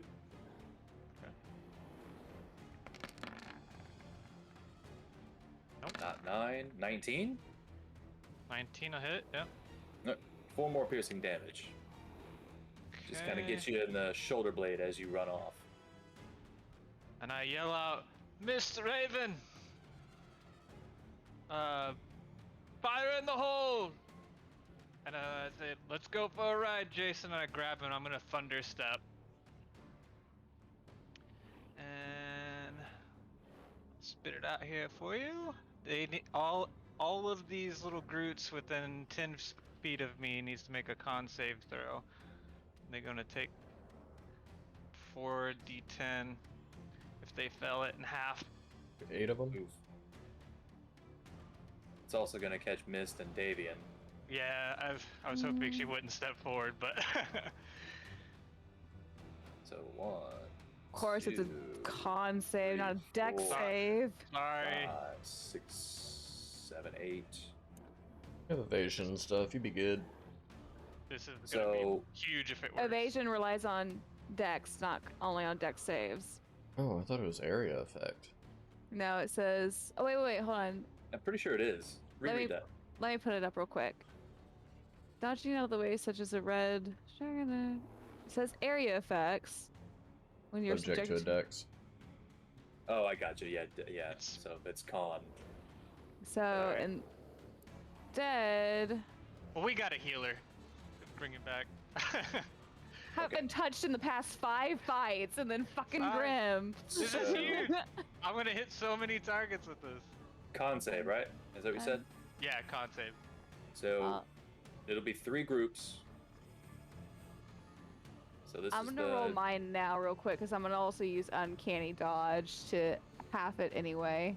Pretty sure Uncanny Dodge only applies to melee attacks. Double check me.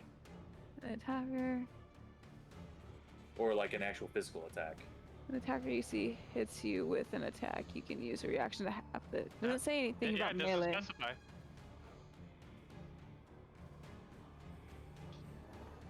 Okay. She would be hit by at one of my spell attacks. It is an attack. I think technically, yeah.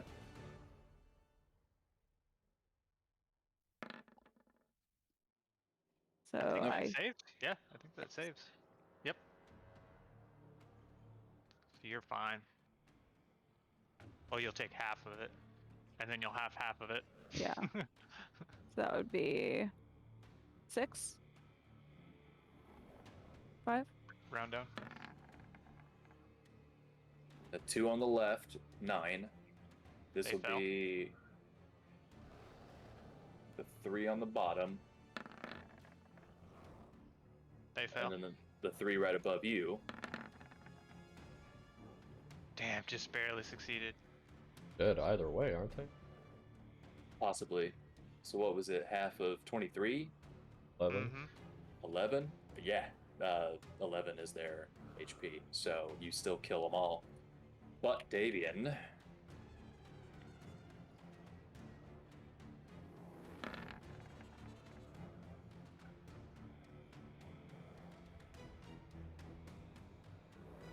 Failed. And you knock his ass to the ground. He is badly, badly hurt. But you killed all of these blights as they just explode into twiglets. And me and Nick got a teleport, so I'm going to send us down here. Let's see here. Where do let's get into flank position. See, I think he has to be within 5 feet of me, doesn't he? I think so. Within 5 feet. So we can't really flank.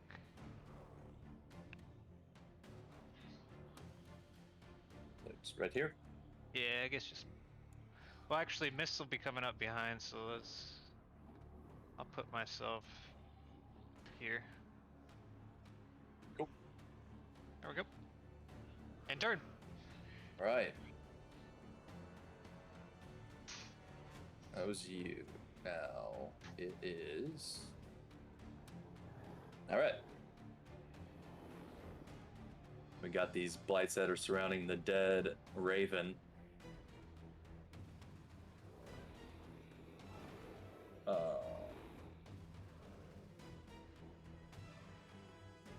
It's gonna come up to you, Rogar. So you got your held action. Yep. Swing, swing.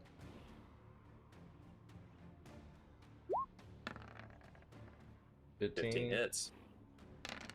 With your new great sword, like a knife through butter, you make this thing no more but a pile of twigs. Not twigs, twigs. I think he was the last one of his group, so that's it. Now it's the were-raven who's dying. Gonna make a death saving throw. Do they have those on these character sheets? Just a D20 roll. I think so. Ooh, 1 success. Cool. All right. Now we got the 3 that are over here.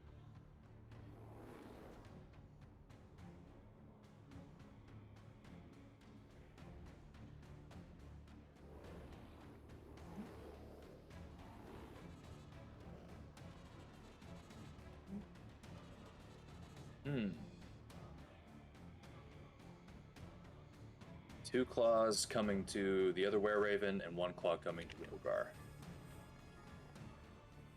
They close in. One claw at the were-raven. Misses. Second claw at the were-raven. Misses. This one is being fueled by rage and vengeance and trying to get to the fallen comrade. And then one to you, Rogar. 14. Oh. After slicing one in half, you just with the handle just push this thing away from you before it hits you. That ends their turn. Now it's you, Rogar. Be cool if you backed up and fought from range, so I don't have to keep healing you guys. I'm gonna slice through, going forward. Cool. 14 hits. Dead. Slice another one in half, and you just keep walking through. You're like a blender.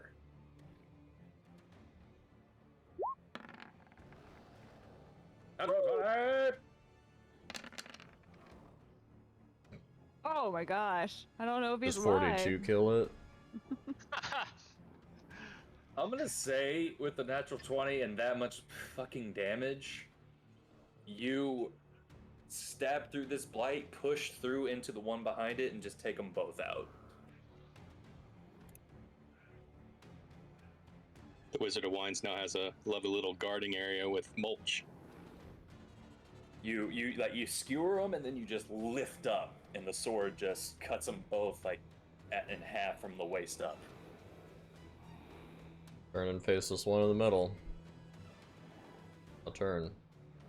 Okay, nice.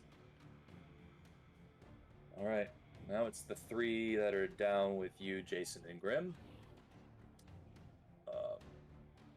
You got two claws coming at you, Grim, and one at Jason. So, two at Grim. 15. Miss. That's not gonna hit. And then one to Jason. 21. Yeah, that hits. 6 points of piercing damage. This one just kind of slices you in the same part of your neck. You're just like, son of a bitch. But that ends their turn. Now we're back to the top with you, Jason. All right, I'm going to start punching this one next to me and just do that one, then the one to the right, and the one below it if I start killing them. Cool.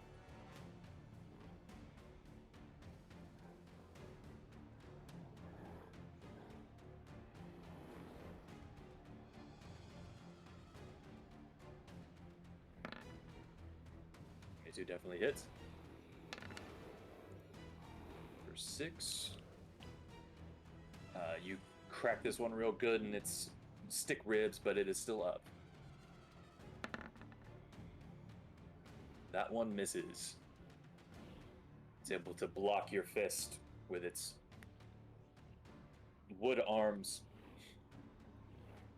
I'm going to flurry a blow and do a couple more attacks. Go for it.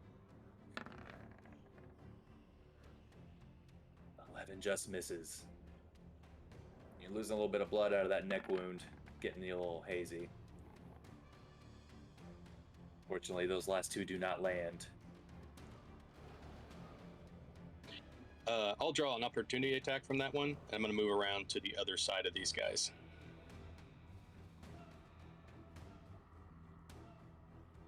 Okay.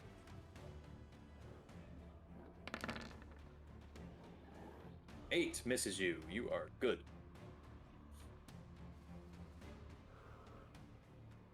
Okay. So now we got the were-raven that's over by you, Rogar.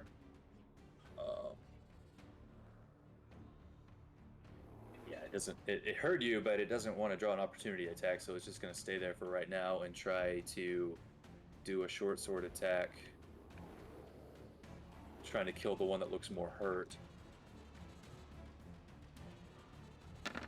Son of a hitch. It doesn't hit. And is gonna try again. That one hits.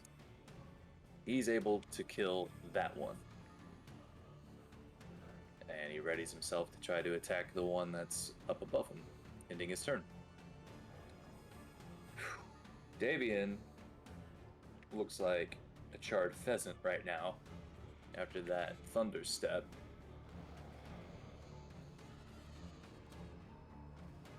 He's closer to these ones.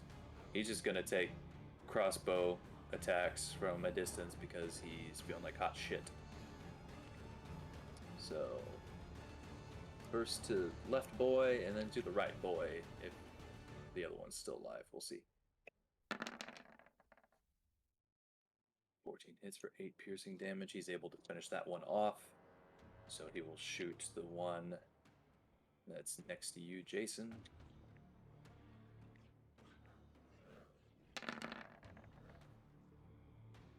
That one misses. His ears are ringing super hard from all that thunder. He's very discombobulated. He was lucky to kill one of them. But that ends Davian's turn. Now we have this Needle Blight. It's going to come out at you, Rogar. Yeah. 21. Ow. You take 6 piercing damage. You're dead. That was it. That's all I had. Ends his turn.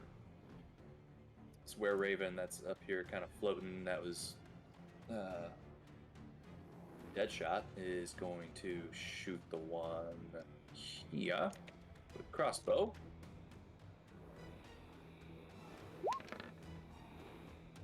Used all of his mojo in the last round, apparently. Shoot one more time. Nope, all of its mojo. This guy is emotional and crying over the dead one. Can't hit anything right now. It's his turn. Where Raven up here is going to get next to Davian up here and try to shoot these two that are remaining down at the bottom.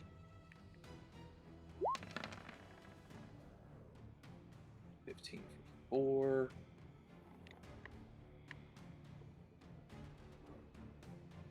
Hits, but it is still alive. It's gonna shoot again. 6. Jason, you see 2 bolts go into this one right in front of you. It's moving very slow, but it is still up, just barely. Missed. Your turn. Woo! Well, alrighty. Let's see, how far are they? Oh, yeah, I can get there. No problemo. Just get right here. I'm gonna attack some twigs. Need a moment? Attack a twigs. Gotta get the twigs. Fuck me. Yeah, the ringing in your ears from the thunderburst discombobulated you, and you thought that they were a little bit closer than they really were, and you kind of just swing and hit the ground. Do I accidentally stab Grim? No, okay. No, you're not close enough. Sword flies out of my hand. We'll use my offhand. It does shit for damage. This is the one. 18 sneak. Woo! I still rolled a 1 for it, which is That's So, yeah. hilarious. Yeah, it had 1 HP. Gone. With anger, you stab into the head of this blight, and then somehow with all the force, you just kind of also crumble it, like just break it with the force of your fist. I hate you, Twigs. I hate you. That's it. All right.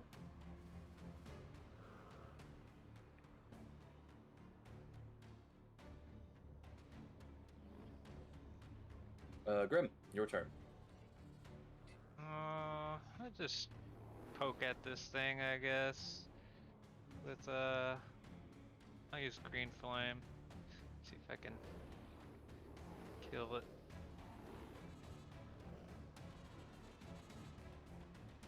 Yeah, that'll do it. Yeah, All you I did? stab into it. Yeah, you stab into it with the green flame as you just puncture its sternum, and then the green flame just turns it into a charred pile of sticks. In turn. All right. You got this. Where Raven's gonna make another death saving throw.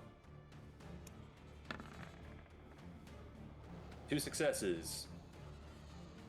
Rogar. Swing, swing. That hits. He gone. I don't know if you can roll low enough to not kill these things in one hit. 13 hits. Challenge accepted. God, I mean, he's doing it. Dead. I will just kind of as a bonus action grab this unconscious were-raven and like tuck him under my arm and start making my way towards everyone else. Okay. Time being, it seems like you're out of combat. What's everyone's passive perception? Bad. 17. You hear movement coming from inside of the winery. Like coming towards us, or just movement in general? Like, oh shit, Matros! You can't really discern if it's coming towards you. I mean, it kind of sounds like maybe people are coming downstairs from the top floor, so possibly. Okay. Well, while we're out of combat, I will pump 5 into unconscious Raven and 5 into myself. Okay, good to know. Kind of move over. You pump 5 into this one. This was the lady one, and yeah, these two share an embrace. I'd like to false life again. If we're out of combat. Yep. And I'll Now we are. let everyone know. It's like, I hear movement inside. You guys might want to hang out here. Kind of looking at the Raven people. I mean, y'all are cool, but kind of a burden. Just tap on the window. It's like more are coming. You're telling someone to tap on the window if more are coming? Yeah, like if there more are coming, like blights are coming from outside, like just tap on the window. We'll go inside.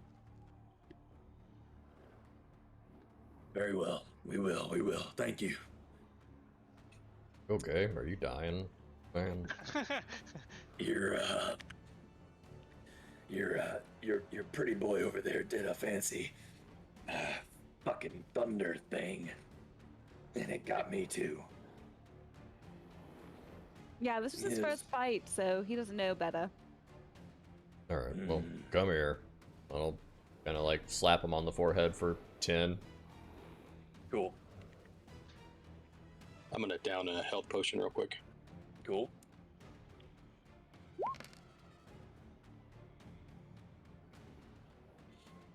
We ready to move All in? right. Yeah. Alright. I will lead the way. We want to go front door or this way, where I just moved in the garage area? Wagon area? It sounded like they were coming downstairs, so they might still be up a floor too. Alright, I'll just go on this way. All right.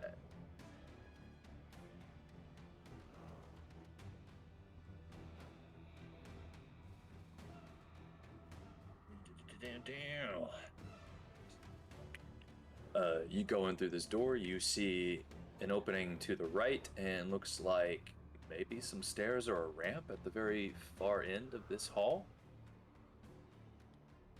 Say we'd look through any doorway too into like our right. Okay.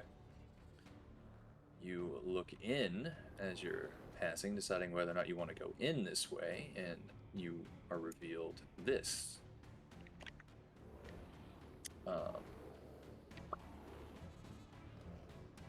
As you look in,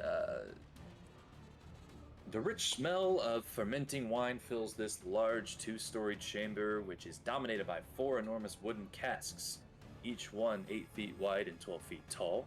You see a wooden staircase in the center of the room that climbs to a 10-foot high wooden balcony that clings to the south wall, which has 4 windows set into it at balcony level. That's kind of what you see at first, just glancing in.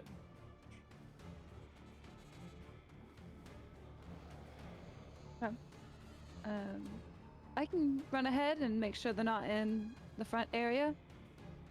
I just sneak up, make sure nothing's through this door area. I see it's open. There's archway, entryway, whatever. You sneaking? Yeah, I'll try to be quiet. All right, roll stealth check. Cool. Yeah, going in, these are pretty big barrels, so you can kind of use them as cover. Use the shadows to your advantage. As you keep going in, stacked against the wall, underneath the balcony are old empty barrels with the Wizard of Wines burned into their sides. The balcony climbs another 5 feet as it continues along the west and east walls, ending at doors leading to the winery's upper level. Underneath these side balconies are several doors, some of which hang open. Beneath the sloping roof stretch thick rafters upon thick rafters. Yes, that's where that sentence ends. You want to check this room. Yeah, and as I'm walking through, I want to see, since I could hear the noises outside, if I can hear maybe if they're coming down, like any stairwells in particular. Roll a perception check.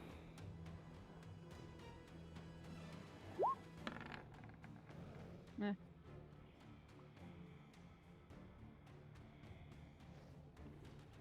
It sounds like there's just steps that are they've started to calm down. You don't hear anyone coming downstairs anymore. Like maybe they retreated. But every once in a while you do hear a creak. Like there's movement up there. Okay.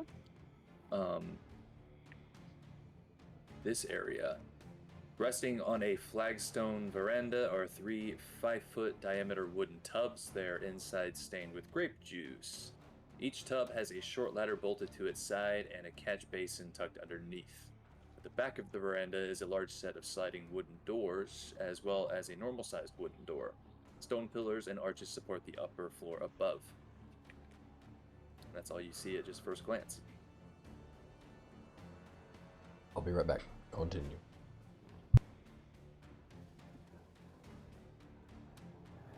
Okay.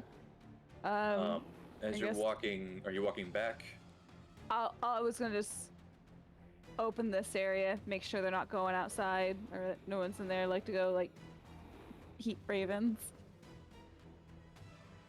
As you're walking back through, you hear the balcony creak, and it draws your eye to a wild-looking figure hunched over the westernmost cask, pouring a flask of thick syrup into it.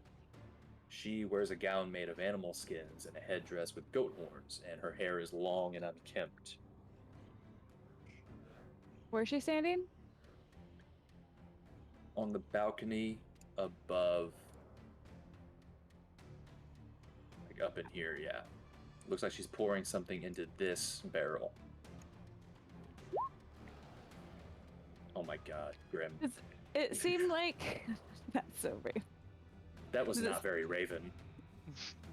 With her there and hearing footsteps, does it seem like she's just coming down here to be the baddie, or as a distraction for her friends to get away?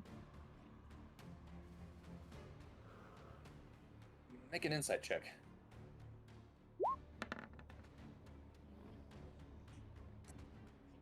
She just kind of looks like she's doing something. Doesn't seem like she's paying any mind to what's going on out there, what was going on out there. She's preoccupied with dumping shit into this barrel. I'm just gonna note what barrel she's dumping stuff in. Oh, hi. I think we're supposed to kill you. Hi. You say that? Yeah. Okay. She stops. She notices you now for the first time since you were sneaking about, and yeah, that's gonna start a fight. No response. Just attack. Okay. Just curious. Okay. Yeah, it's gonna start a fight. Okay.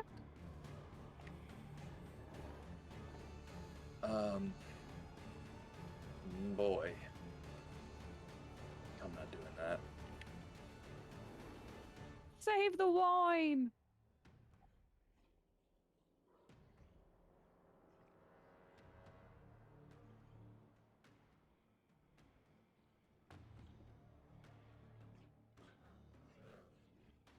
Her token to where you can actually see it. I'm gonna assume when I walked into the room, I didn't see her.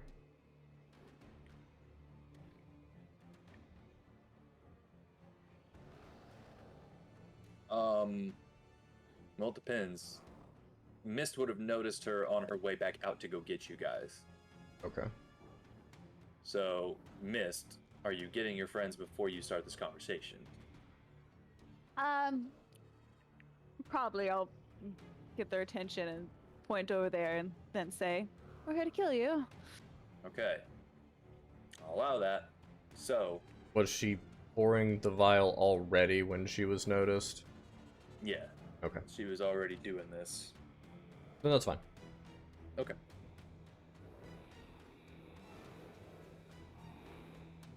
Do you all wish to re-roll initiative or keep it as is? Reroll. All right. Reroll.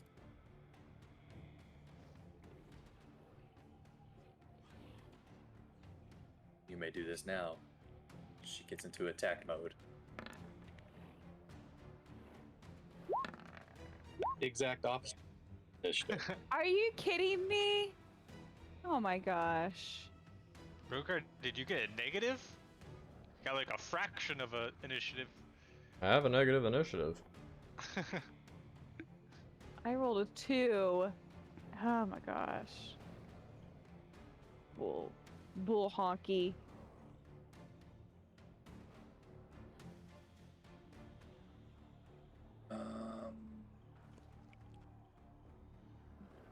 Mm.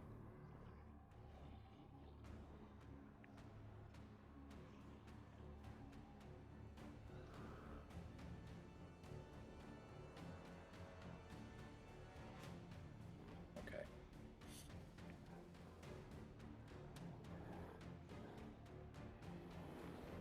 Ugh.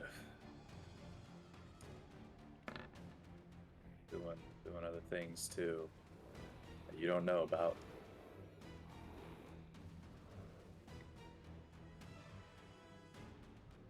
I'm gonna go pee while initiative's being rolled.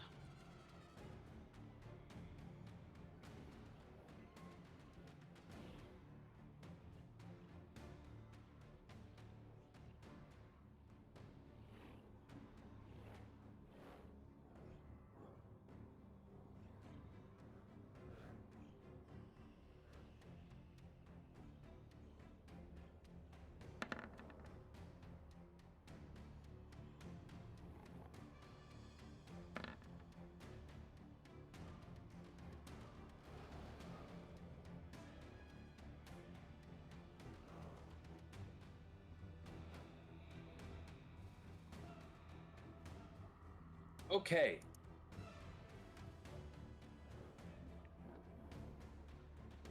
Mist talks to this druid who's pouring shite into a cask, a big old barrel, and begins to act hostile. The rest of you get ready for battle, and out of this basket come some twig blights, some more blights, smaller than the ones that were outside. We're talking like, you know that movie that I hated with the little guys in the basement? They look like them. Hmm. They're real small. but there are like 15 of them. So they start to crawl out of this.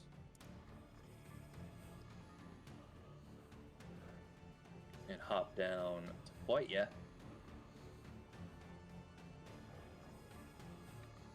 And one of them goes first. So yeah, there's only 3 tokens, but we're pretending every token is 5 creatures. Cool? Sounds good. All right. Because yeah, they're real small. So we're actually gonna change this to. I'm gonna put their max HP for each token for all 5 creatures. Are you making them like a swarm? Yeah. Cool. Because they're tiny. They're tinier even than the ones outside. Sweet. So, Rogar, 5 of these little cute baby Groots come at you. You're getting 5 little tiny baby claw attacks. Oh no, my weakness. Baby claw. Tiny hands. It's 21 for 3. Miss. 17. Oh. Miss. Natural 1. Miss. And the last one. Oh. Miss. You just take the 3 points of slashing. Piercing, I mean. As these little guys kind of.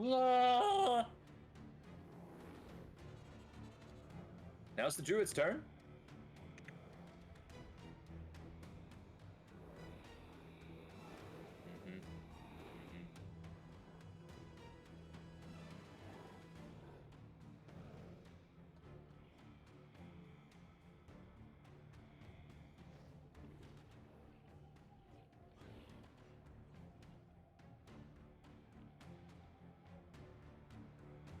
covered in tiny tree things going, oh, these things are kind of cute.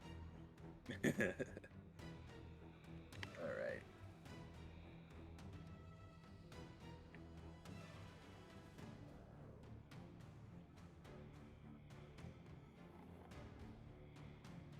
She's gonna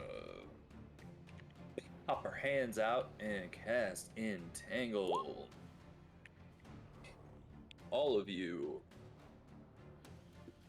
Let's see.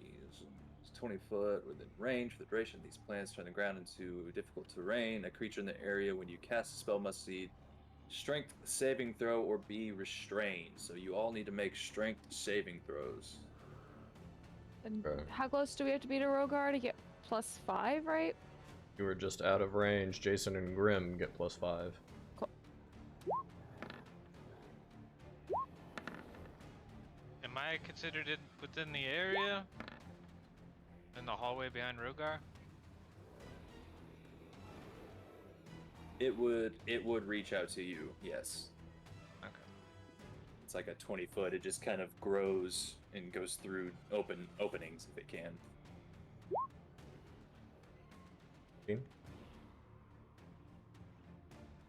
Mist, you're the only one that fails. You are entangled by these vines that wrap around your bottom paws. What about the little blights? Do they have to save for it as well?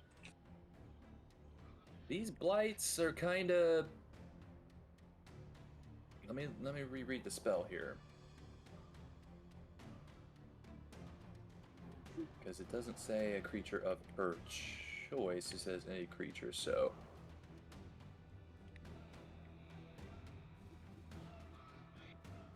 Yeah, that'd be entangled too. The other 2 sets are still kind of climbing out of the barrel, so they're not entangled yet. I'm not even going to make them roll. They're tiny.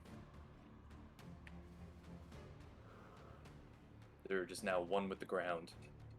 But they can still attack. They have twig vantage.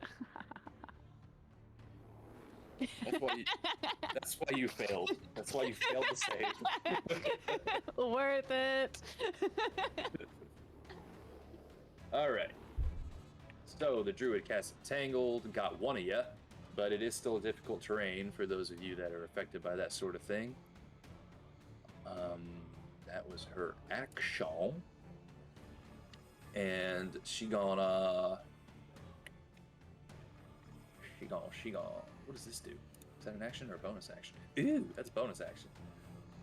She gonna cast Shillelagh into her quarterstaff. Wowee.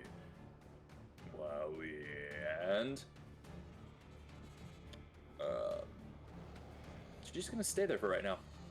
Yeah, that's her turn. Got this other set of twig blights that are gonna pop down here. Immediately getting entangled, but they are still close enough to hit you, Jason. So 5 little baby claws coming your way.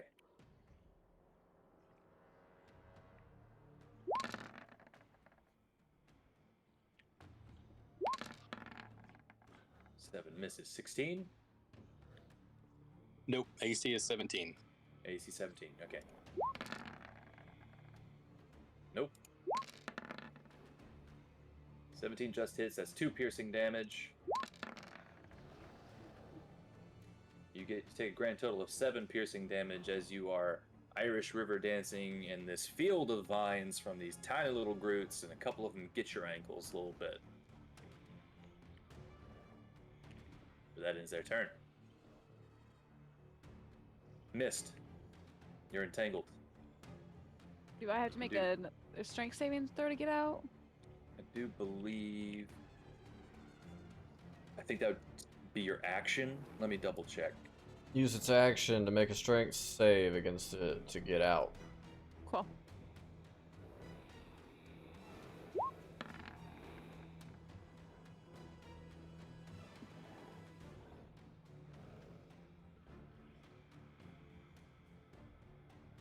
You have a crossbow. You just shot her in the eyes. Gotta get it prepped and ready. I do have a short bow. I guess I would just get my short bow out and ready. You can either use your action to do that, That would be an or action. try to attack. One or the other. Can I try to cut myself out as a bonus with my offhand dagger? Kind of part of the saving throw. Okay. Yeah. Okay, I'll just prepare my short bow out since I can't shoot this turn. Okay. Then we got the last one pops out, and you got 5 claws coming at you, Mist.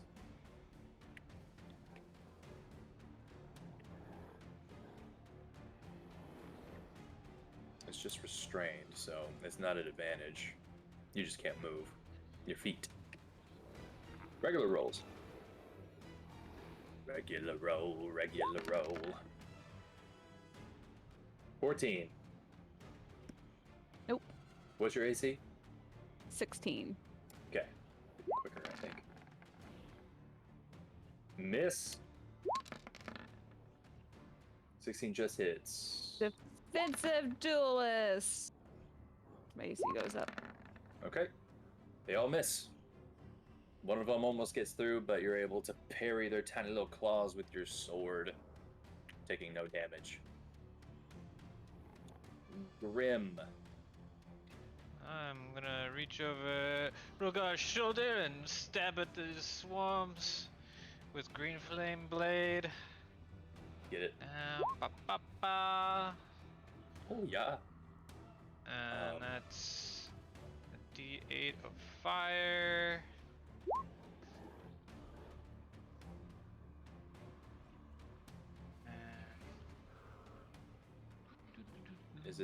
Is it 5 or is it 5 plus something else? 5 plus the spell casting. Well, that's for the first attack. So the 5 fire damage plus the 11 piercing for the first one, and then I gotta roll another one. and then +4 to that, so 12 for the second one. The fire that leaps off of it. You step into this first swarm of boys, dealing 16 damage. You basically kill all but one in this little group. And the flame hops over to the second group and kills 2 more. Okay. But there's still a handful in that little cluster. I would like to do the flames wreath around me, the second part of that, because I cast a spell with fire. I just cause flames to wreath around me, and if anything melee attacks me, I'll do some more fire damage to him. Awesome. In turn. Ooh, wait a minute. That was double because they're vulnerable to fire. So actually, you would destroy that group, and there's only 1 left in this group. Cool. Yes, there you go. In turn. Rogar, you saw Grim burn a bunch of those boys, and now there's just a few left. Jason's Well, oh god, sorry about that, Jason. I'm gonna go ahead and throw some punches at the swarm between me and Rogar. Cool. Take advantage on that. 16 hits.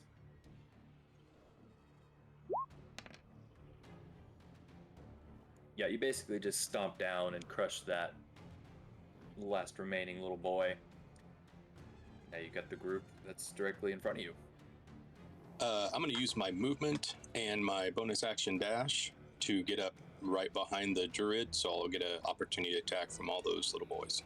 Okay, you have it's difficult terrain. Unless, do you have something that ignores that? So my regular movement would be difficult terrain, but my bonus action dash ignores difficult terrain. I have 55 feet of movement normally. Cool. Yeah, I'm sure it'd be fine. So you get out of the difficult terrain by the time you get to the stairs, and then you can run up those stairs and get to her. Yeah, that sounds right. Okay, what you gonna do with all that junk? Well, do all those little guys there get an opportunity attack on me? Yes, I'm losing my brain function. Yours is 17, right? Correct. Okay. Miss. Miss. Miss. Miss. 1 hit, 2 points. Right in the foot.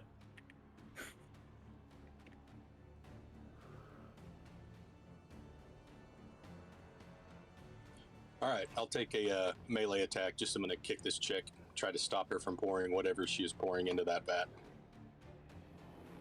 All right. 19. Fairly certain that's gonna hit her.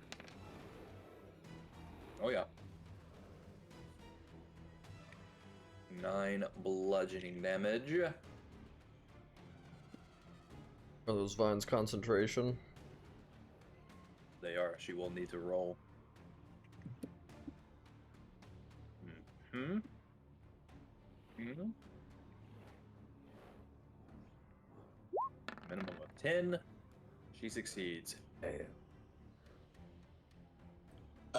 Since I hit her, I'd like to put a stunning strike into that.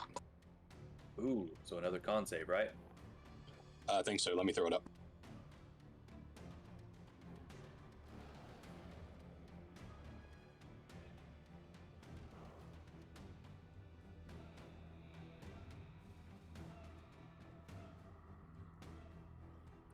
Well, whenever I'm able to find it in my sheet.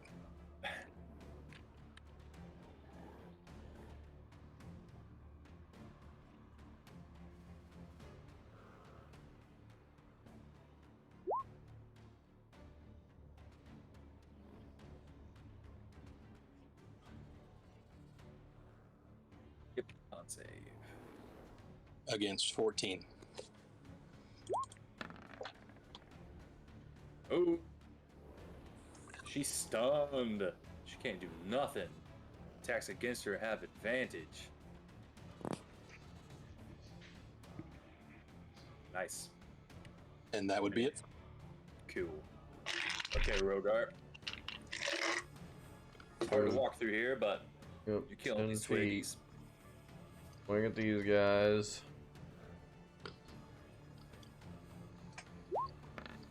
Ooh, 1. Oh no. They just separate. They just separate, and then the sword gets nothing. That one is definitely gonna hit. You you miss them, and then lift up sword and just do like you crouch and just do a sweet. Oh no! My light! Wait, calm down. You do a sweet anime shink as there's a brief pause, and they all just fall over at half dead. You killed them all in one swipe. Cool. You're next to Mist. Oh. Help her with her saving throw at least. Watch it for me. Wait, 20. Get there for 30.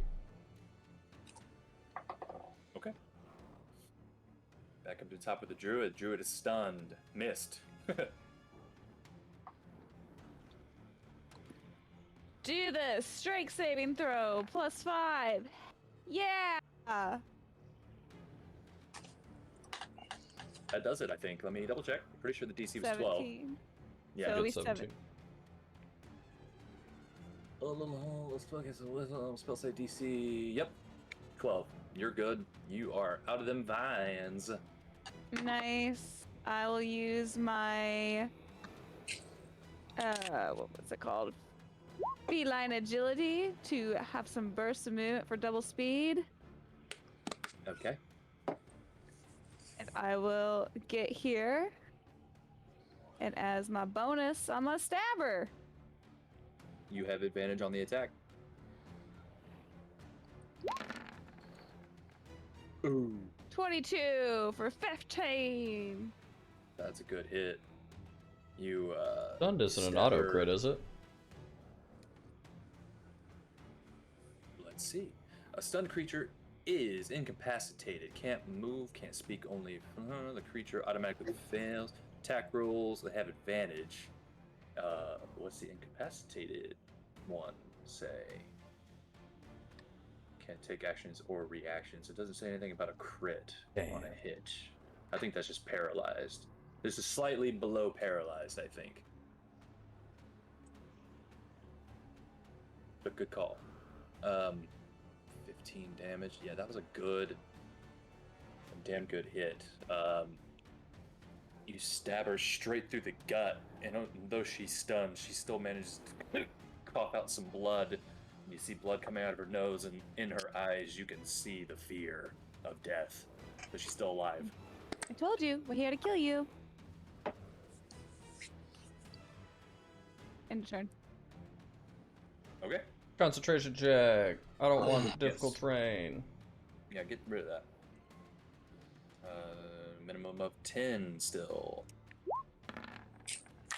Damn you. She's concentrating. All right, Grim. Oh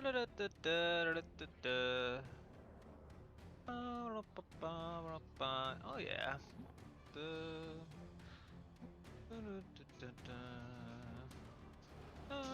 Let's just throw a couple Eldritch Blasts up there. These will have advantage. Hey. 10 doesn't hit. You're trying. Part of you, I don't know. You might feel bad about hurting Mist, but you're trying to not hit her again, so you can't get her. Not with that one. Huh? Wait, did it only roll 1? Well, you have advantage, so I'm taking that 10 as your first attempt. No, but I thought I clicked it twice here. Rolled 2. Oh, did it roll 2? Now roll 1 more, because you have advantage. But you're just rolling damage. You're not rolling the attack roll. Yeah, what's going on here? What's is it glitched out? Oh, that damn thing! It keeps resetting my Eldritch Blast for some reason. I don't understand it. Here, let's do this. I don't know why it keeps doing this damn thing.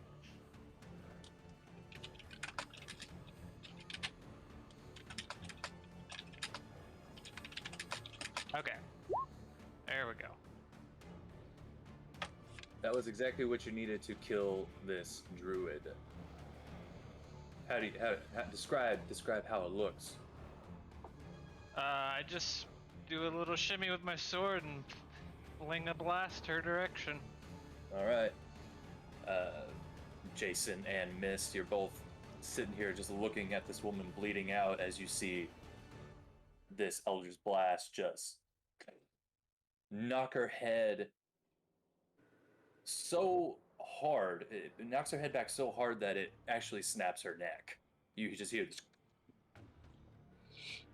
And then she falls over the balcony, hits the edge of the casket, doesn't fall into the wine, rolls over to the side, dead. And the the vines in the entanglement spell go away. Tangled smells in here. There's a moment as she's falling that I'm like, oh, not the wine. Like, I told you so.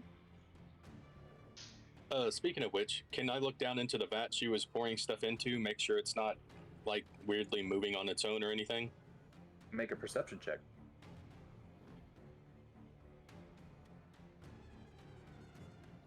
I'll help him also since I was investigate with him since I was curious. You can either each roll or one of you with advantage.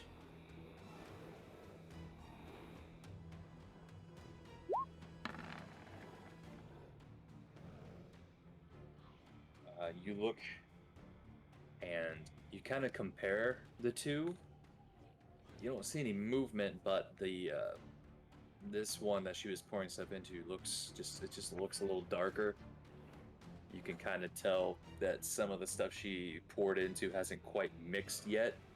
It's kind of like, I don't know, like if you pour syrup into water or something, you would definitely be able to see that.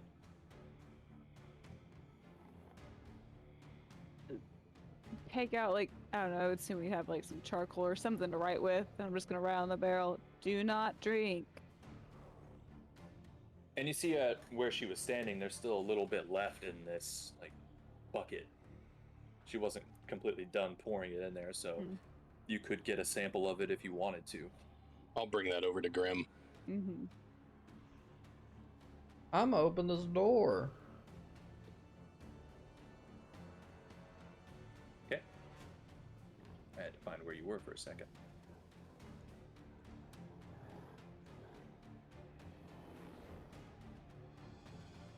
This area, it's rows of new barrels. A narrow stone staircase spirals upward to the southwest corner. So there's another tiny little set of stairs in this room as well. And they go up. You going up these stairs? No, the stairs go up. Yes, they go up. Okay. I'll hit the other door before I start making my way. Just to make sure nobody's chilling somewhere weird. Cool.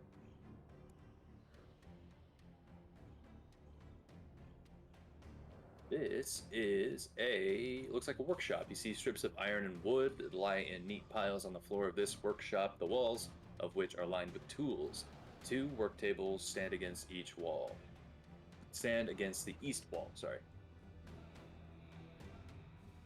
But at first glance, you don't see anyone. I'm going upstairs if anybody wants to follow. I think there's a downstairs we need to check too. Let's go. Going upstairs. Going upstairs.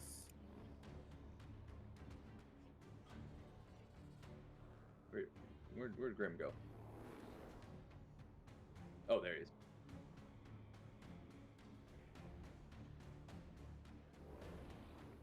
moving you myself.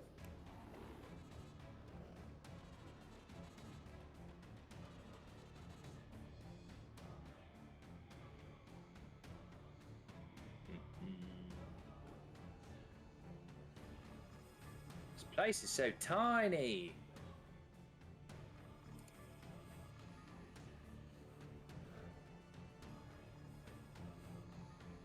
Aha. Come upstairs and see a hallway. You would... Nah, you wouldn't really see those yet. But looks like there are... You guys might be blocking the doors. But there's a door here, there's a door here, there's a door here, and it looks like there might be a door here, and it looks like the hallway goes to the left. What if we all pick a door and open it at the same time? And whoever gets the best door wins. I'm opening this door. I'm by. All I right. choose this one, and I rush to the one near me. Okay. I'll keep an 3, eye on these hallways. 3, 2, 1. You all go to open your doors. And this is where time begins to slow. Missed real quick as you go to here. You see at the end of the hallway is another spiral staircase that goes down and another door. We're just going to go from right to left. Because that's the order these rooms are listed in the book.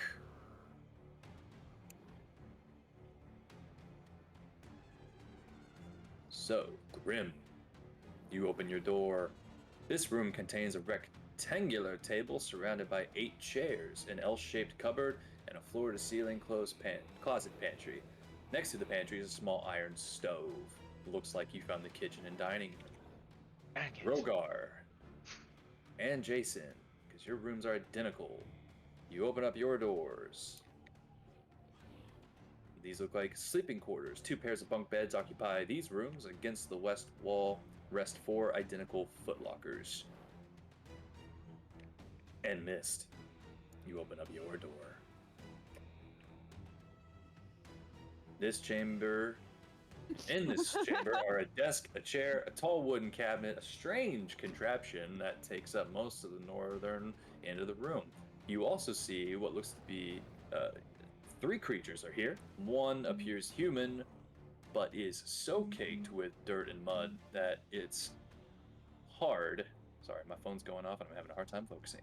So it's hard to know for sure. Her hair is full of twigs. Her face is hidden behind a veil of moss. She is rooting through the contents of the cabinet and haphazardly tossing them onto the floor. Behind her stand 2 creatures made entirely of dead vines. They turn to see you. Everyone roll initiative. Close the door. I just got a pantry. Bedroom.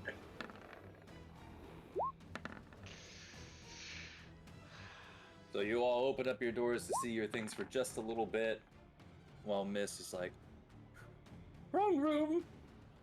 You can all kind of hear that something is about to go down.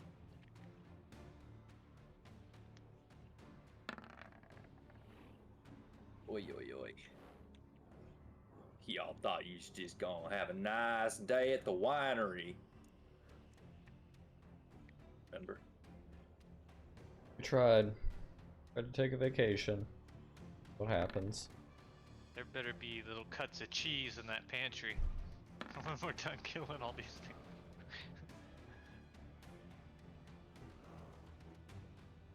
Mist, you're first. Okay. Well, only really 2 of us can fight in there, so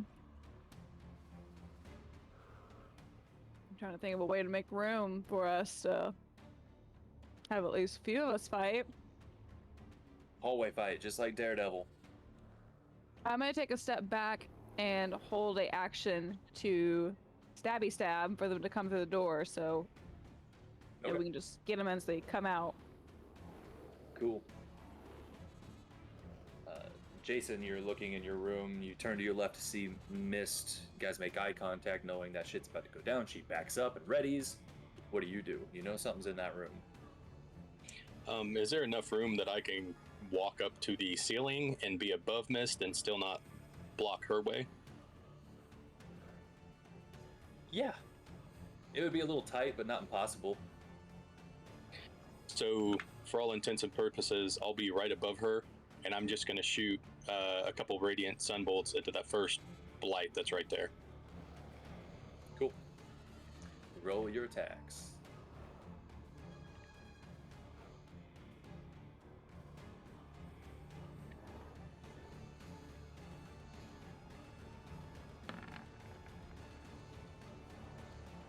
Eight unfortunately misses.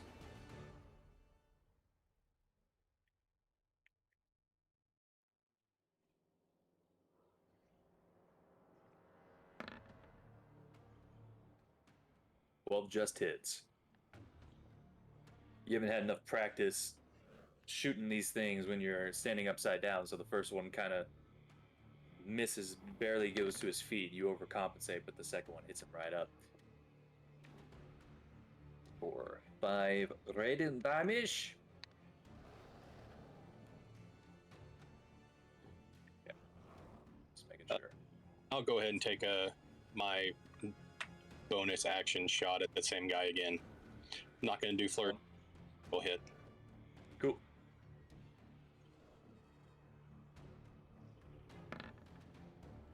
Oh yeah, 16. 4 more. Very nice. These vine blights look a little bit more hardy than your twig or your whatever other ones they were. I don't remember. Needles. The needles are the twigs. Vines are stronger than needles and twigs. But it's taking the damage. Anything else? Nope, that's it for me. Right.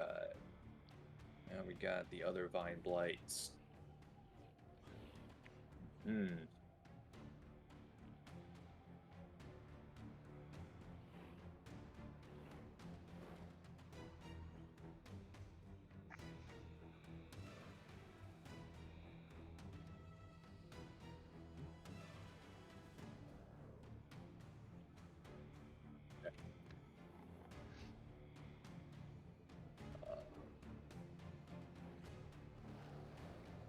Oof, this sucks. That one is not going to do anything because they're very slow, and it can get to here. It's going to get to there. That ends that one's turn. Rogar, you're up. I'm saying that we're in a tiny hallway. I'll walk to this door. Are the walls in the bedrooms, like, dividing all the rooms wood or stone? Good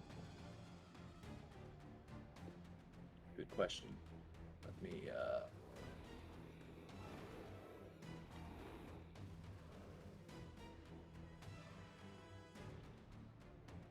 They are stone. They don't seem to be as thick as the outer walls, but they are still stone. They are not wood.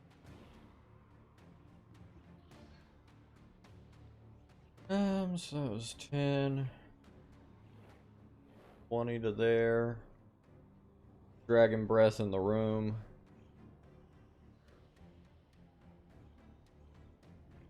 So 15-foot cone, that's all of them. Need to make Constitution saving throws. Right. This will be the blight on the right. Blight on our right. Oof. Oop. The other blight does not make it. And the druid.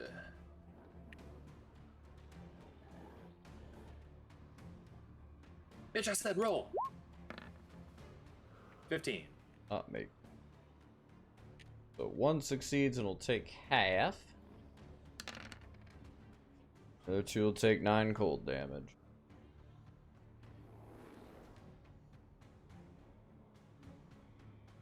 They are not resistant or immune to cold. Very good.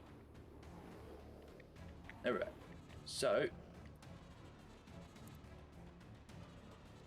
that one succeeds, so that one only takes 4 damage.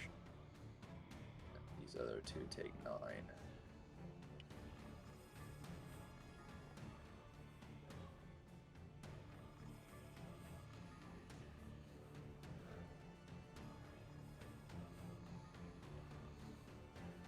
Yep, and I'll just move back to this middle door. Kind of standing in the doorway. Now that I See see the one. what's in there. Gotcha.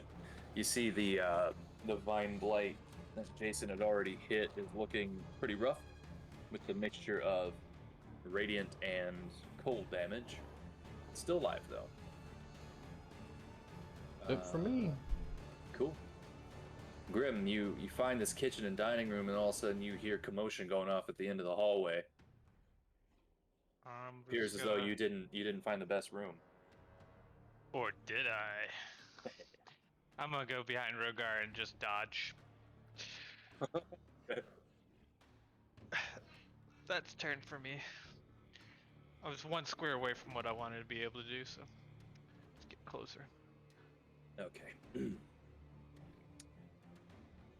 Now we got the one that is looking more hurt. Slowly clambers out of this room. Mist, you've got your held action. Okie dokie.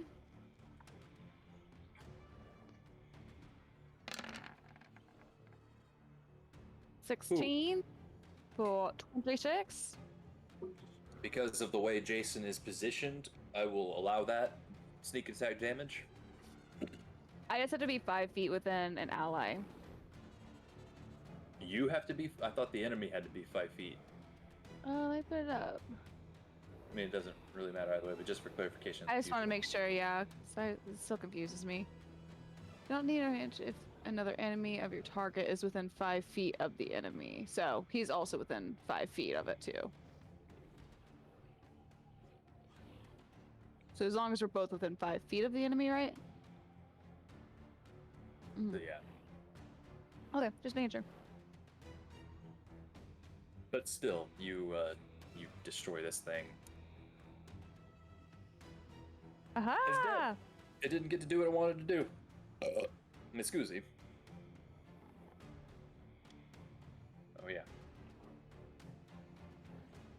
Druid come in. What's this druid gonna do?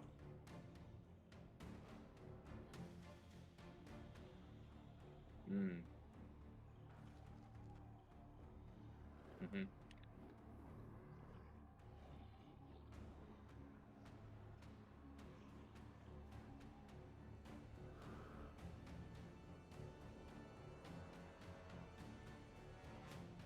This druid comes out, starts muttering some words and doing some hand gestures, and superhero pose slaps the ground as a thunder wave explodes out of her hand. Each of you, yeah, each of you needs to make a Constitution saving throw. Uh-oh. Gar succeeds so hard. I'll use Uncanny Dodge as well. Grim gets 14. You all save.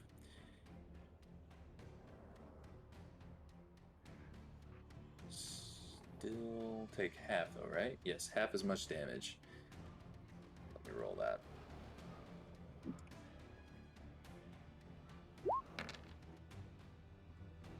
So you all take 7 points of thunder damage and are not pushed back. I used Uncanny Dodge, so I would half that, right? You would take 3. Okay.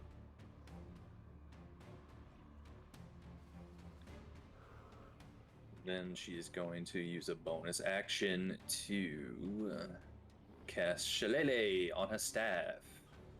And that ends her turn. Actually, she's going to run back into the room. Mist, you'll get an opportunity attack. Ooh. Can I have one as well? Yes, both of you.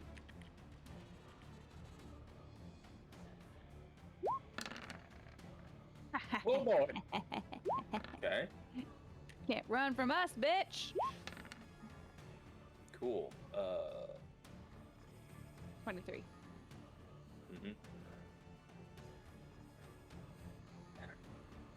As she runs, as she begins to run, Mist, you stab her right through the chest, and Jason, you just reach down and snap her neck. She dead.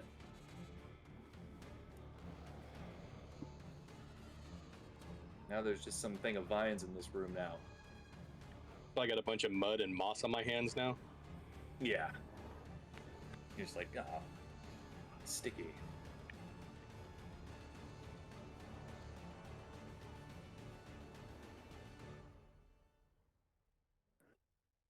So that was, I don't even remember where she was in the friggin' initiative order. Who went before her?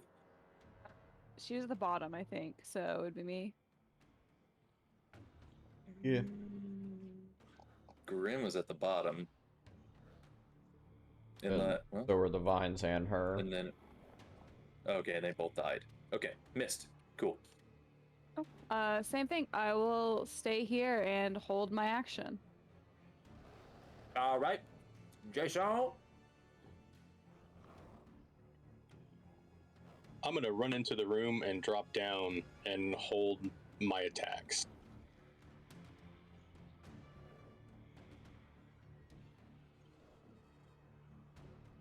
Okay. What And that- are you holding for exactly? Him to come into my reach, I'll punch him, but I really just want to lure him towards me. Okay. You do that. And it's now the Vine Blight's turn.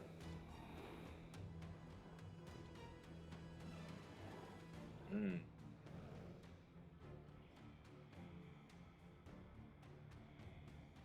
The Vine Blight turns to you, Jason, and just shoots two vines at you. It has a reach of 10 feet. And is going to do Constrict. Freaking Spider-Man. 22 to hit. Yeah, that. You are pummeled by these vines and take 9 bludgeoning damage. Make a... And you are... You're grappled. That's what I get out of that. You can roll to escape, but it doesn't say that there's a saving throw to resist the initial grapple. Yep. Yeah. So you are now grappled by Copy. these vines from 10 feet away.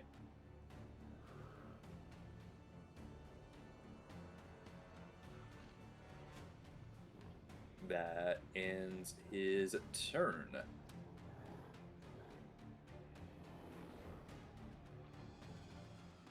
So now we are to Rogar. We all clear? One more. Oh. I'll walk into the room. Kind of pull You my... walk in and you just see Jason like, oh, tangled up in these vines. I just look like confused at Jason. I look at this weird plant thing. And take 2 hacks at it. Okay.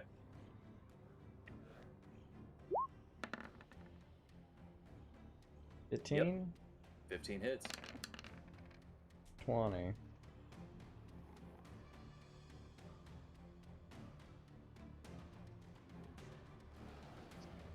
Okay.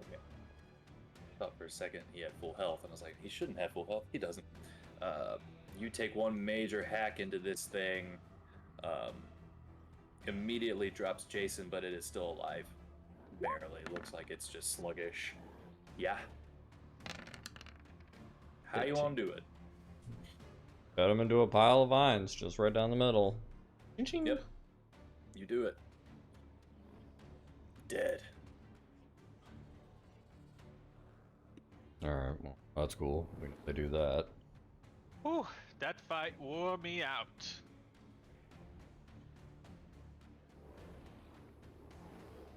Do we Can have I s- any? Go ahead.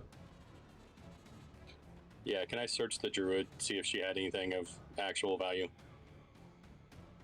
Sure can. Let's see. A pretty good quarterstaff. Nothing incredibly special, but very strong. You find a little satchel of 5 gold pieces. Maybe a handful of like spell components that you don't really have any use for. Well, I'll pocket the gold and I'll go out and give the components to Grim, see if there's any bat parts or anything he needs in that. Ooh. All Just goodies. roll an investigation check. This will determine whether or not there's bat parts in there.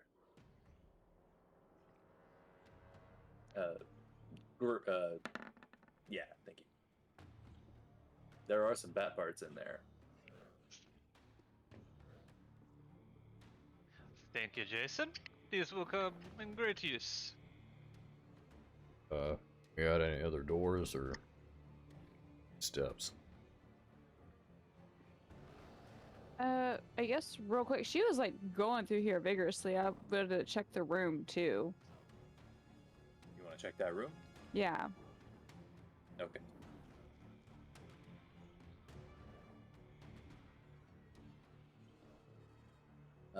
You find you don't really need to roll. They weren't too far into this.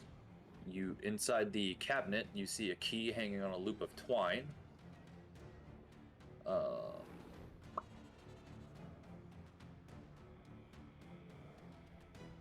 Pretty much all you find, and like there's just papers. It looks like could be just old recipes, old receipts maybe, but nothing crazy or magical or of value to you.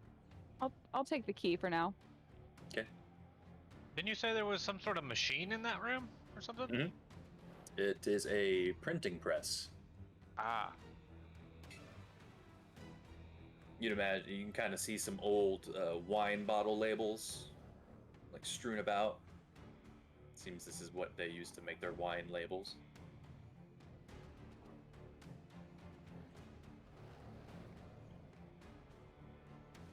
Well, to the next room. On through. I just look through all the rooms and see that there's a... Oh, there's a hallway one there that mist was covering. We'd Yeah. probably go that way. I would have seen that. Are you going to take any time to investigate the other 3, or just come back to those later? We'll come back to him. Okay. You open up this door, and this is just the balcony. You guys were already up here. This is the balcony where you fought the druid that was pouring shit into the barrel. Camper on a cross. Mist is in front, so it blows up its her. Okay. We'll just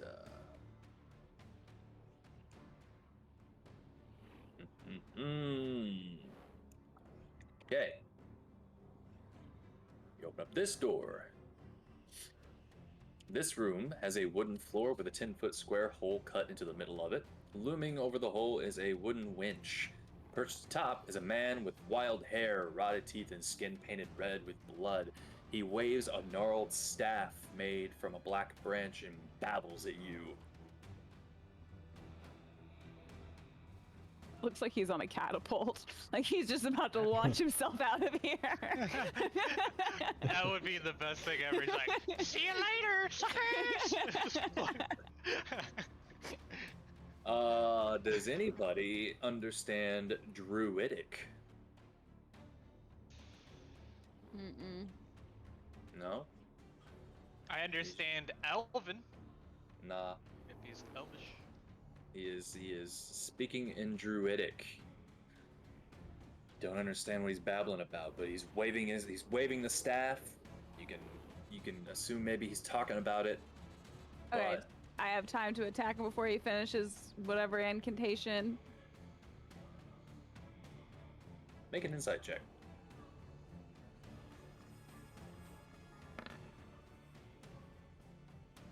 He's not casting anything. He's just screaming at you. Oh, okay. Okay. I'll just go behind me. We have another one! And I'll haul ass in here. Yep. You start to run. Druid jumps down the hole and begins to flee. Do I have How- time to cast Hold Person in this? We'll do a roll off to see if you can cast it before he can drop. Please. So it'll be. Usually that's initiative. We can do that. I'm fine with that. At least that's how it was in prior editions. I'm fine with that. Initiative. Rolled 10. Hold on. I need to clear it first. Roll again, and I'll fix it. Select my token. Roll again, and I'll fix it. Roll an initiative for like a whole combat thing. We gotta And it catch might him. be. I thought this was just like a challenge. Well, we'll get them all out of the way, but right now this will just be between Rogar and the boy. And then we'll go into initiative order for everybody. Daddy and the boy. I'll just spectate this.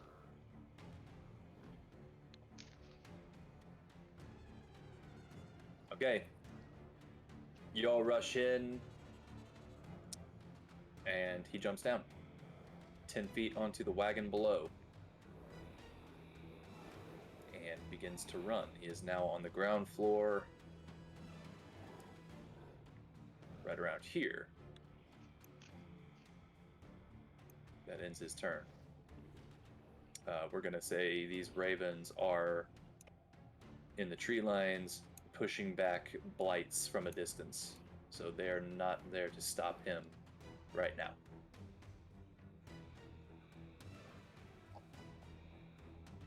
Okay, he's running away, Mist. You're at I'm the top. jumping down the hole. All right.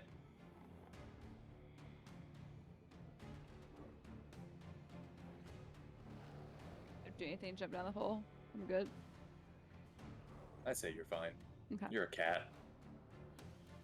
And I'm gonna go up and stab him. Okay. And I'm going to use, what is it? Insightful fighting, so I get sneak attack on him. Cool.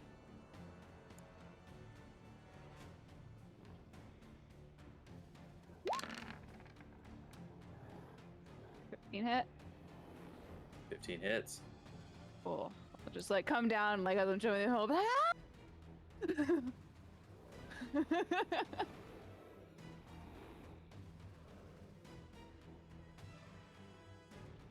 Roll an insight against its deception. You get Oh, yeah. advantage. Thank you. Oops. That's right.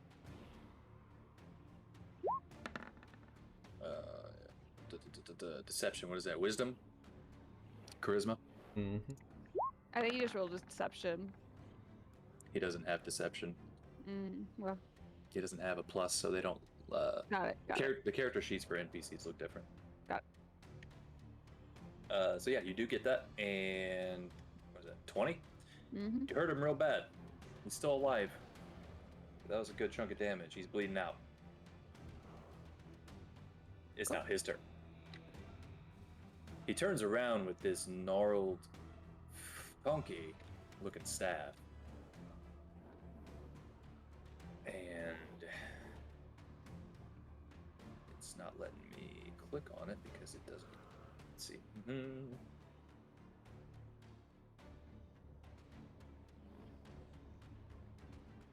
Okay. So the attack roll is of a normal, looks like a normal quarterstaff. 8 to hit. Nope. Nope. coughing up blood. He turns around to try to smack you with this staff, and you just parry it away really quick with your Crusader sword. Yeah. That's all he does.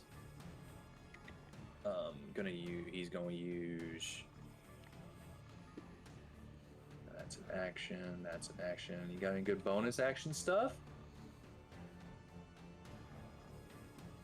I don't think he's got any good bonus action stuff. That's too bad. That's his turn. Jason. Well, I'm gonna jump over the balcony to beside me, drop down to the first floor.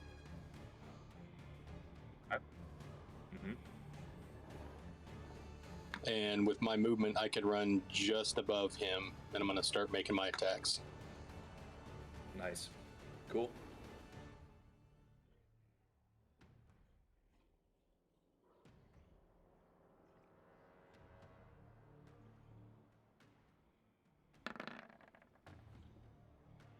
$15 hits.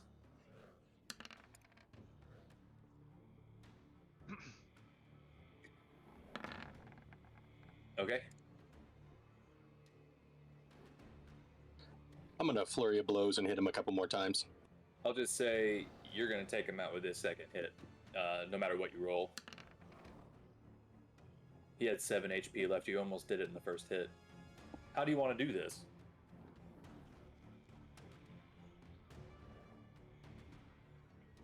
Well, with Miss being ready to attack him again with daggers in his hand, I'm gonna kick him square in the back and push him onto her daggers. Nice. Miss, you stab this boy. As he's sitting there bleeding, tries to hit you. You just see Jason come in like the Flash, and all of a sudden, this guy just gets pushed into your blade. You're just like, "Woo!" Gotcha. All these college kids keep killing themselves. What a great movie. Yeah. He drops the staff, slides off your blade, and falls dead. Anything good on him? That staff looks really gnarly. It's not a normal quarter staff. Take it for now. You guys know that we could ask somebody some questions, right? We don't just have to murder everything, right?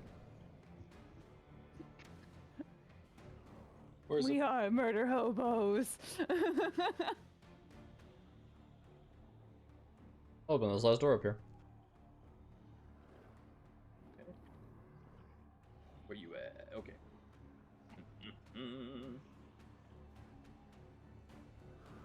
That opens up into another hallway.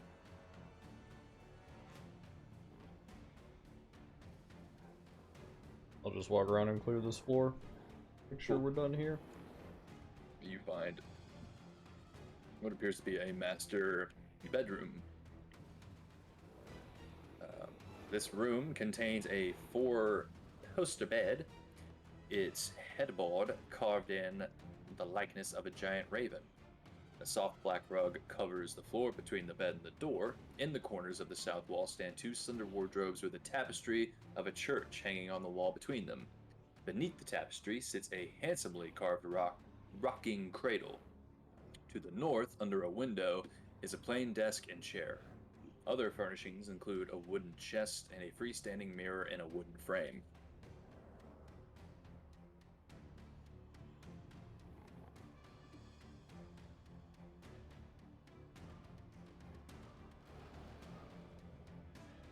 But you Have we seen a child at all? Are we supposed to? There's a crib in here. Oh, that's creepy. you just saw, the 5 people that came with you to storm the winery.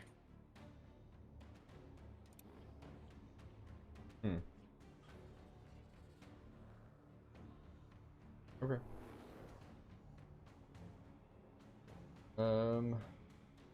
Go downstairs. Clear the basement. I think that's it.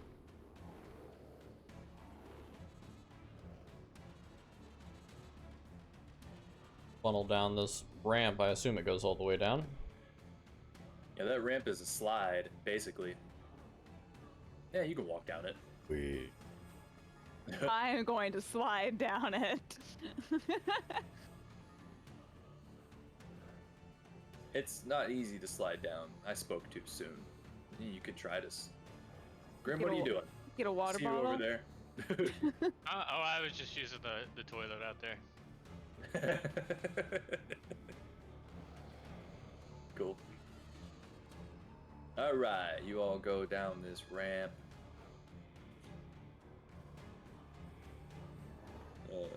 Okay.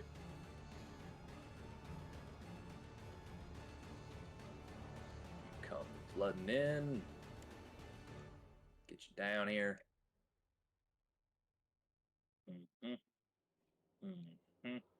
Grim, are you following them down that ramp? Yeah, if I hear them going whee and I flying down a slide, I'm gonna join them. Okay. We're getting splinters in our butts going wee.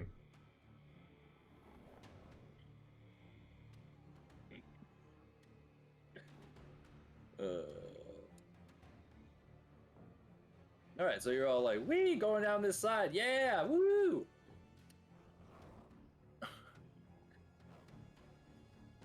When you get to the bottom, you find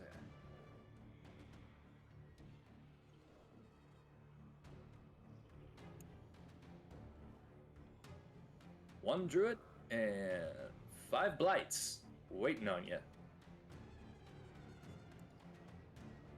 Initiative time. Dun, dun, dun, dun. They just turn and look at you strangely and go in for an attack. Are they gonna try to sell us pictures they took of us as we were coming down the slide? Only Make an attack. $45. Every dungeon should have a slide at the end of it.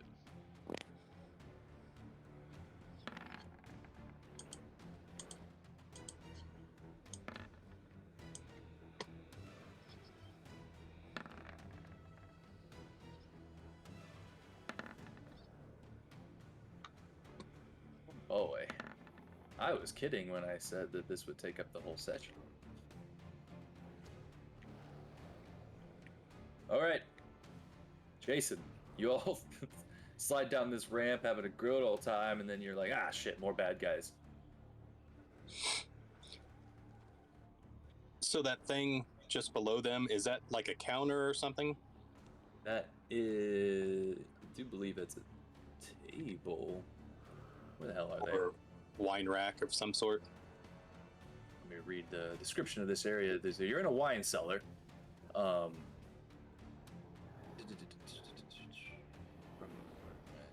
Yeah, so this is, yeah, it's a wine rack. Looks like they're kind of trying to hide behind it, but, you know, they're not. So I assume it's tall enough I can't attack over it. No, you can try to go through it by breaking a bunch of wine, or you have to go around. I will kill you. We've done a really good job not breaking any wine bottles or barrels in here so far. I'm gonna go ahead and start attacking this blight and work my way over. Okay.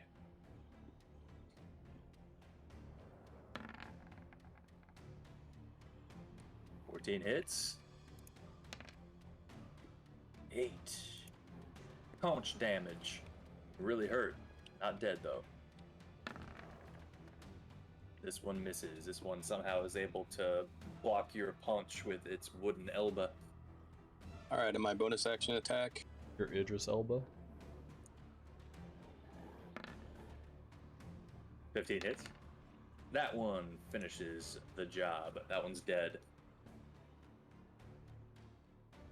I'm gonna go ahead and step back out of the way, just make room for everybody. All right. This blight is next.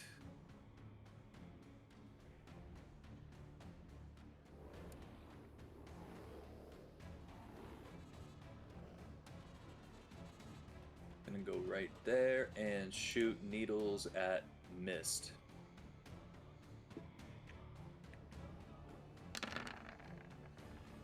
$18. I'm gonna use defensive duelist. Miss. All right. You are able to dodge and parry these needles out of the air. Not harmed. Very good. Other blight comes around the corner and shoots needles at Jason. 21.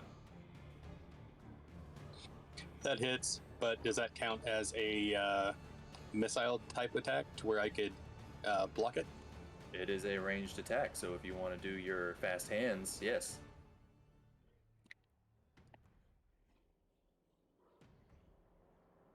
So you roll a d10 plus your dex plus your monk level, which is stupid. I love that. You negate that one. Probably. You probably did. I mean, what's your dex mod? It doesn't matter. It'd be like 7 plus 4 already. With your dex mod and your monk level, you don't even need to roll. So you negate the needle damage. I suppose if you wanted to spend a key point, you could try to grab a needle and chuck it back. Yeah, let's do that. Cool. So just roll. Yeah, you'll roll your attack roll with proficiency and everything. It'd basically just be my unarmed monk attack. Yeah.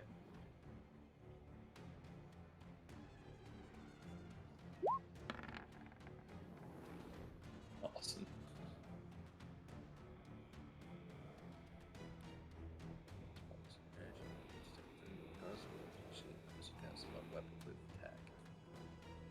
Yeah, 20 to hit. I'm just trying to figure out if the damage would be your unarmed monk attack, I would assume or it would be the same damage that the needle would have caused. that would be 2d6 plus 1.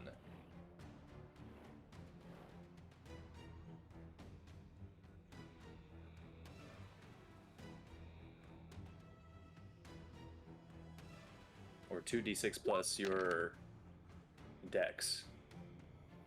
So we'll say 10 plus your dex mod. So it'd be 2 more. Okay. So with that, you do a sweet spin move and you actually catch like 4 of them in one hand and you complete the spin, chuck them back, and it goes and he falls dead.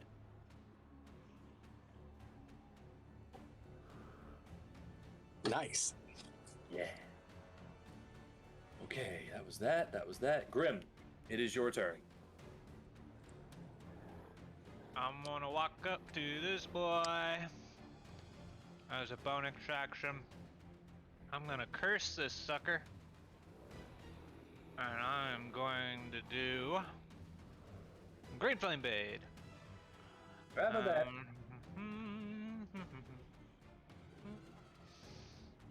Oof. And then another D8 of fire. He dead no matter what you And do. then Just- another just- D8 of fire on the next guy. Okay. So it's vulnerable, so that would be a 6 instead of a 3 plus what? That's it. It's just 1d8 of fire damage at the Okay. on the So next that does- adjacent. starts to burn with this green flame and is doing a lot of extra damage, but it is still alive. And I will, as my last thing, I'll cause that fire wreath. Cool. That's it. All right. We've got this boy over here. He's gonna shoot some needles at you, Grim. 20. That hit. 12 piercing damage.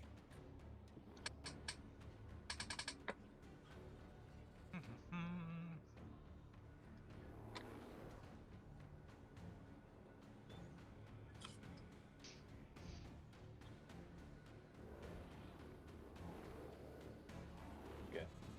So was not melee, so it doesn't take that fire damage from your thing. Correct. That ends his turn. Mist, it's you. Hokadoke. I will just get right here and stab over the table. It's a big wine rack, so you're gonna be like stabbing in between rows Got of it. wine. Okay. And I will just go here. Yep. And a stabs. To the one up top or to your left? To my left. I'll go for the one Okay. that Grim was working on. No! That does not hit. He got really close to the wine and you started getting nervous about hitting the wine. But with your dagger, you get him real good. You see that he's already very badly hurt, so you just come in with in the areas of the neck that are already kind of falling off and just with the dagger and chop his head off. Nice.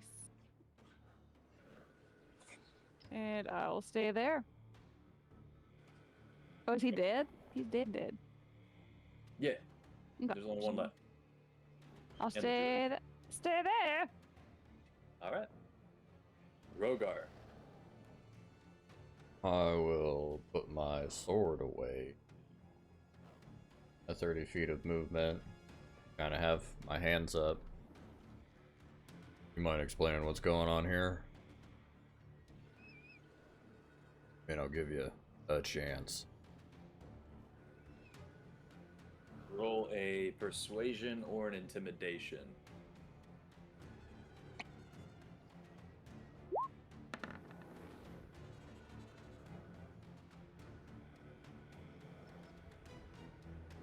Okay. That end your turn? Yeah.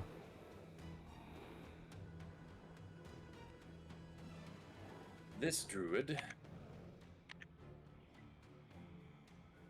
seeing as you made quick work of the other blights, this one appears to be male.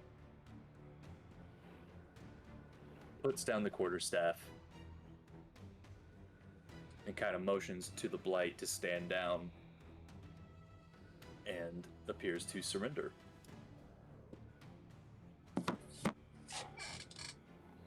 We are back up to Jason. You can kind of see this happening, so it's up to you whether or not you guys want to continue this encounter or stop it. I'm just gonna move to there, and that's my turn. Okay. And Grim?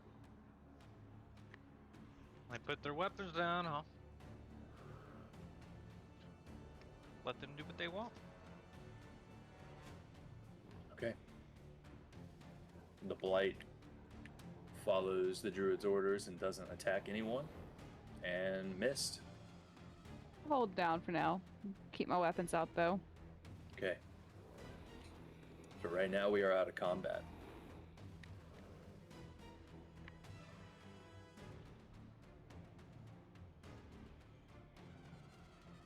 You asked the druid. What'd you ask, Rogar? Just to explain what's going on. We've been sent to sabotage the vineyard and to keep the were ravens occupied. Why? And by who?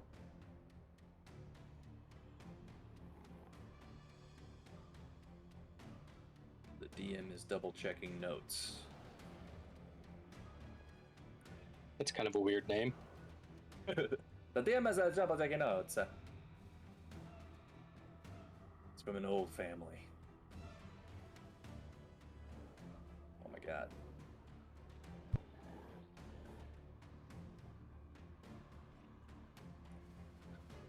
Sorry, guys. Forgot things.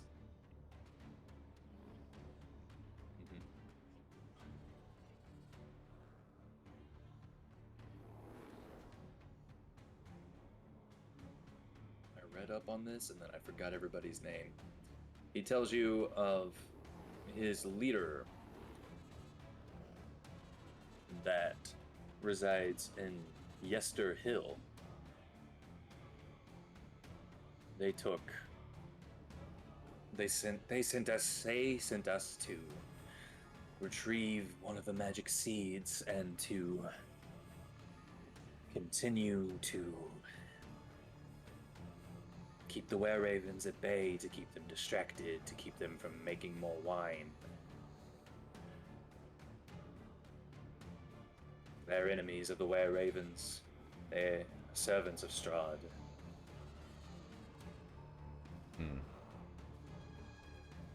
Seems weird. I don't want wine. That just to fuck with the people. Barovia.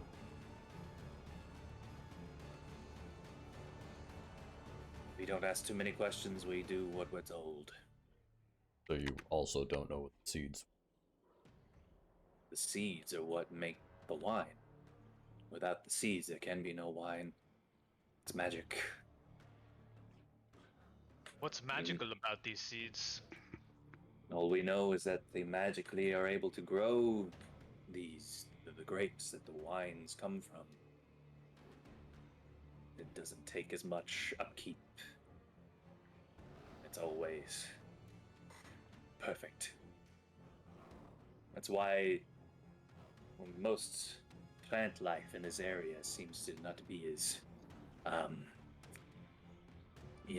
beautiful and bright.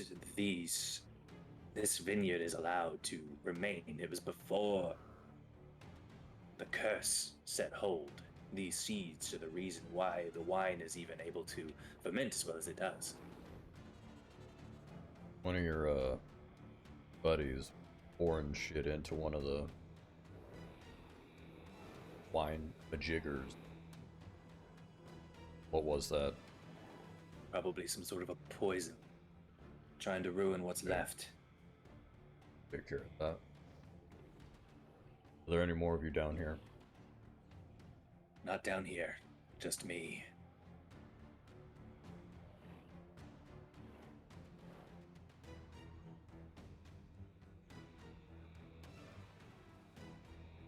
Show me on the map where this little place is.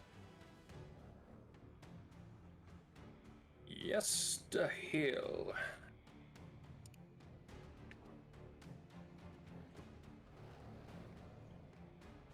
Let me move ya to here.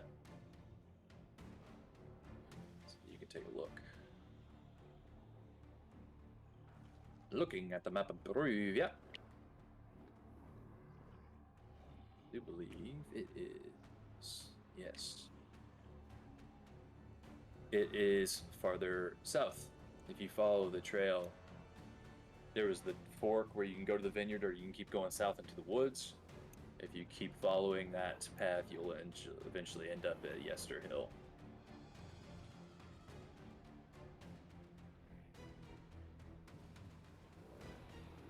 I mean, I'll let you go. I wouldn't go back to that camp.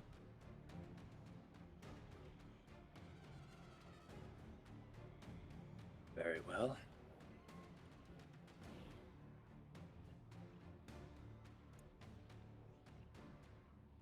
He begins to stand up and walk away.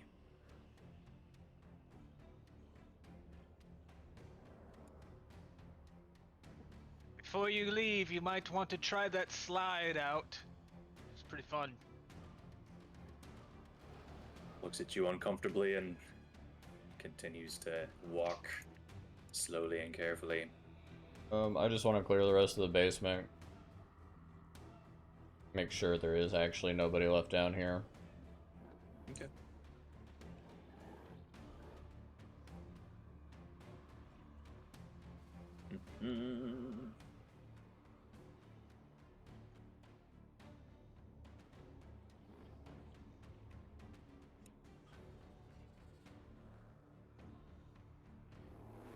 Move that out. Wait a minute. Oh, that's the outside of the cellar. Oh no, there's a door there. Never mind. So, to far left there, So this entire wine cellar area, you see, wooden pillars and beams support the 10-foot high ceiling of this ice cold cellar, which is split in two by a 5-foot thick brick wall. A thin mist covers the floor. Each half of the cellar features an 8-foot tall wooden partition that doubles as a wine rack. The western rack stands empty, but the eastern one is half filled with wine bottles. Let's see, where else are you? You'd also see the staircase that leads up. Through this door, you see another staircase that leads up, and then the ramp. If you want to try to find anything more, you can roll some checks, but that's all you see at first glance. You guys investigate the rest of this place. See, fix that wine.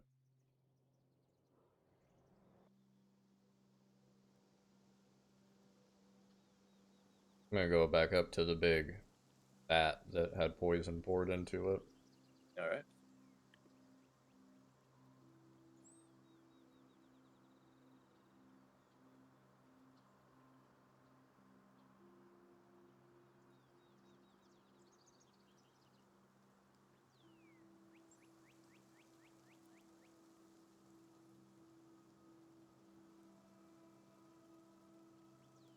How high does the balcony hang over the vat?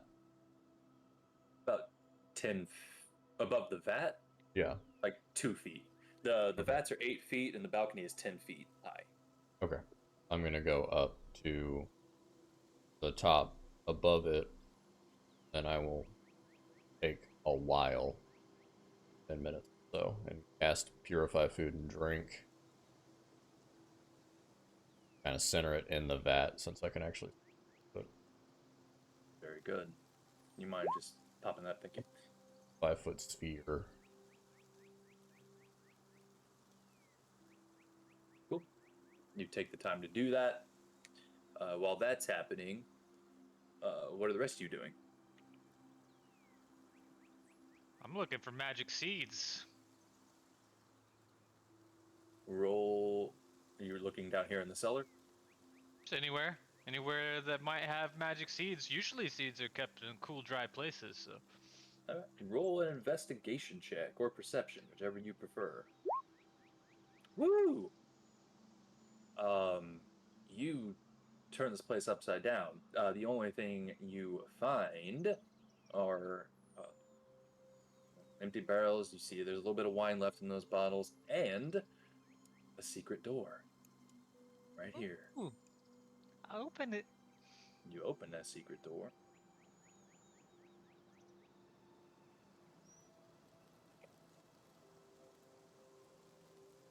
Oh, I hit the wrong button. Reveal, you bitch.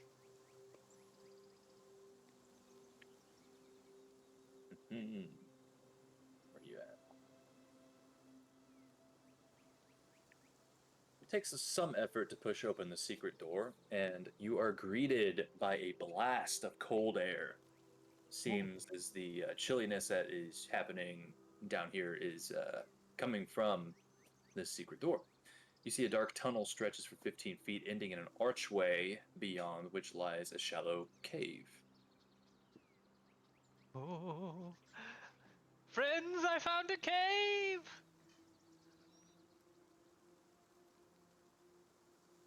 Is anybody still down in the cellar with me?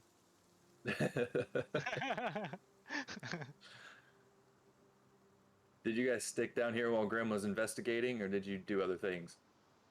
I'd still be down here. Okay. Yeah, I'm down here too. I'm just trying to look for where this wine key goes that I found. Maybe it goes to something down here.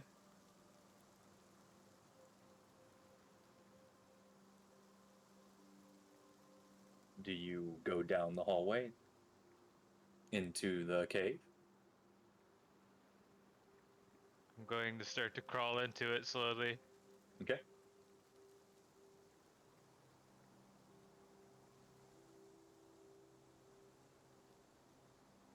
Are you all coming?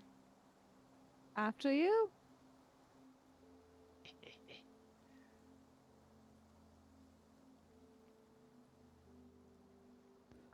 We shut and nail the door shut behind him. We don't know what happened to Grandma. It's the weirdest thing. Good thing I have that blink spell that totally works. Grim, make a Constitution saving throw. Uh-oh.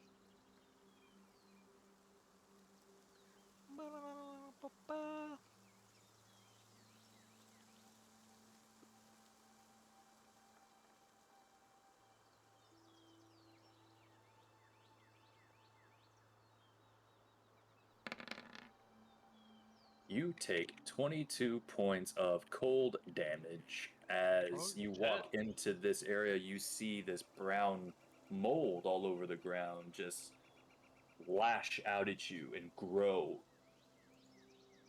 and try to encompass you. Okay. And as this happens, you start to see it's all in this chamber and it's all starting to converge towards you. What do you do? Okay. Well, that really sucks. I'm gonna get the fuck out of there. I was gonna say, you're not like grappled or anything. It just like it smacked up on you, and this is some cold ass mold. Yeah, If I'm you'd gonna. like to roll some sort of check to find out what it is, you can do that Yeah. real quick. I ain't fucking with no cold mold. I'm out of there. Okay. As you start to run, you see the mold like try to follow you slowly, as if maybe it's attracted to your body heat. Shut the door! Shut the door! Evil mold! Yeah, Do we make not that so go with swift.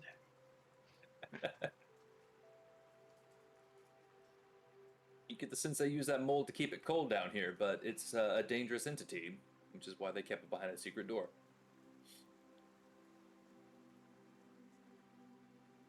But you close the door, you wait a couple seconds, you're fine. Oh, that hurt. I'm gonna go lie down for a bit. Yeah, you're feeling very frostbitten right now, all over your body. I'd say all that probably took about 10 minutes. Rogar, you finish casting your spell. You take a little sip of that wine. It's good. It worked. And it didn't spoil the taste. Good. Alright. Walk out the front door. Check on our Raven Beast. You see they're still keeping some blights at bay. Not many, but every once in a while a couple of them still pop in. They all seem to be alive.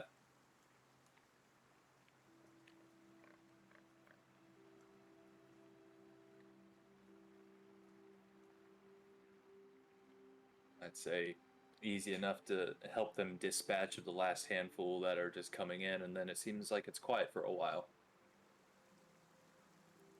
You don't know if it's going to stay that way or if somebody has control over these things from a distance. You're not sure. Your date's clear. Is this all of you? Well, we got a couple more. We got a couple more back there in the tree line looking over our kids. Okay.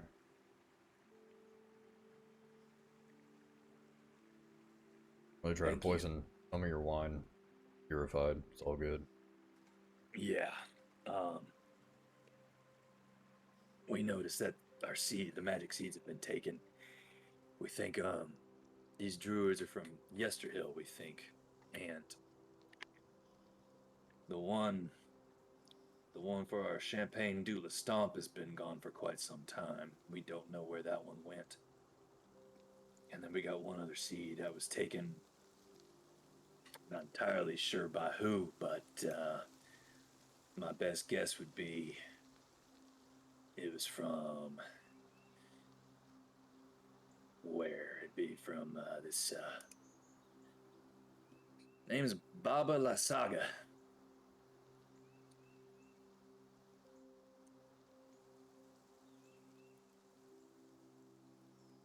the real. Baba. Let's see, Baba.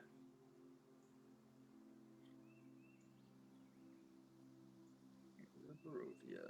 That is she's located in the ruins of Berez, which is on the map.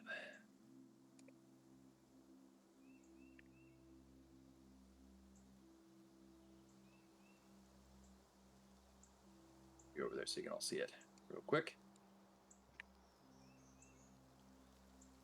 Where is that at? Oof. Way out here.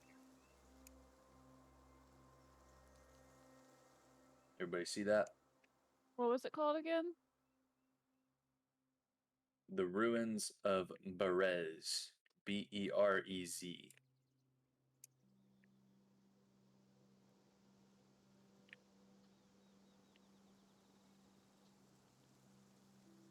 We don't get them seeds back, then the wine that's here. That's it. I mean, I appreciate it. Anything I can do to help or give you what you need. I don't have much, but make sure that we'll. I heard rumors of you all, so we'll continue to aid you the best we can. Keep eyes on you. going to Yesterhill first. You'll go to the room. All right. We'll be able to keep it. We'll be able to keep it fortified from here, I do believe.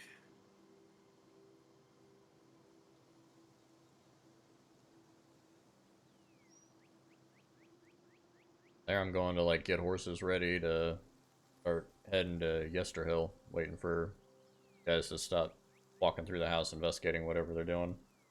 Yeah. Well, getting about time to wrap this up. What more do you all want to do while we are in the winery? I'll give him the wine key I found. Who? Davian? Yeah. He's like, oh, this just leads to, it's just how you lock up the blah, blah, I don't know. There's the double door you went in through that should have been locked, but it wasn't.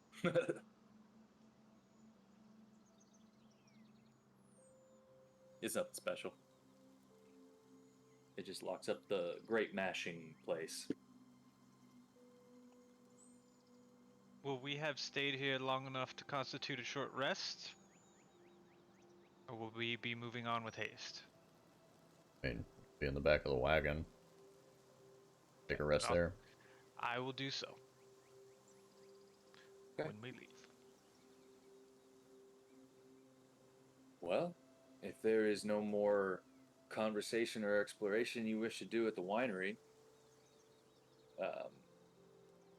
we'll call it there. If you guys want to go ahead and roll your long rest hit die just to get that out of the way, you can do that. And we'll pick up next time with you all heading to Yesterhill to recover a magical wine seed. Cool beans. Swansea. You are liberating the wine. It was the biggest threat that you faced, and you didn't even know it. Didn't even know it. Why we need to fix it now? Yeah, you're about to run out. Yeah, I'm still pretty much full from our long rest. Yeah, you're a big muscly man. I mean, spells too. One spell. All my spells. Got my dragon's breath. All my other abilities are still. I'm ready to roll. Okay. Well, Internet, thanks for jumping in on this very combat-heavy session. Apologies for the slow bits in between, but that's D&D, baby. That's D&D. Feel like 6. Dude, Thunderstep. That was clutch. I love Thunderstep. That's what you get, Mist. You always Thunderstepped and hit Lake Near. Did I? You did it like 2 or 3 times. And then sometimes you would like try to teleport Lake Near away, and I didn't want you to. Trying to get people out of damage. I know. No, it's a good thought. But There's anyway, internet. Oh, what? There was always the random fireball from Wild Magic. One time! One time! But anyway, internet.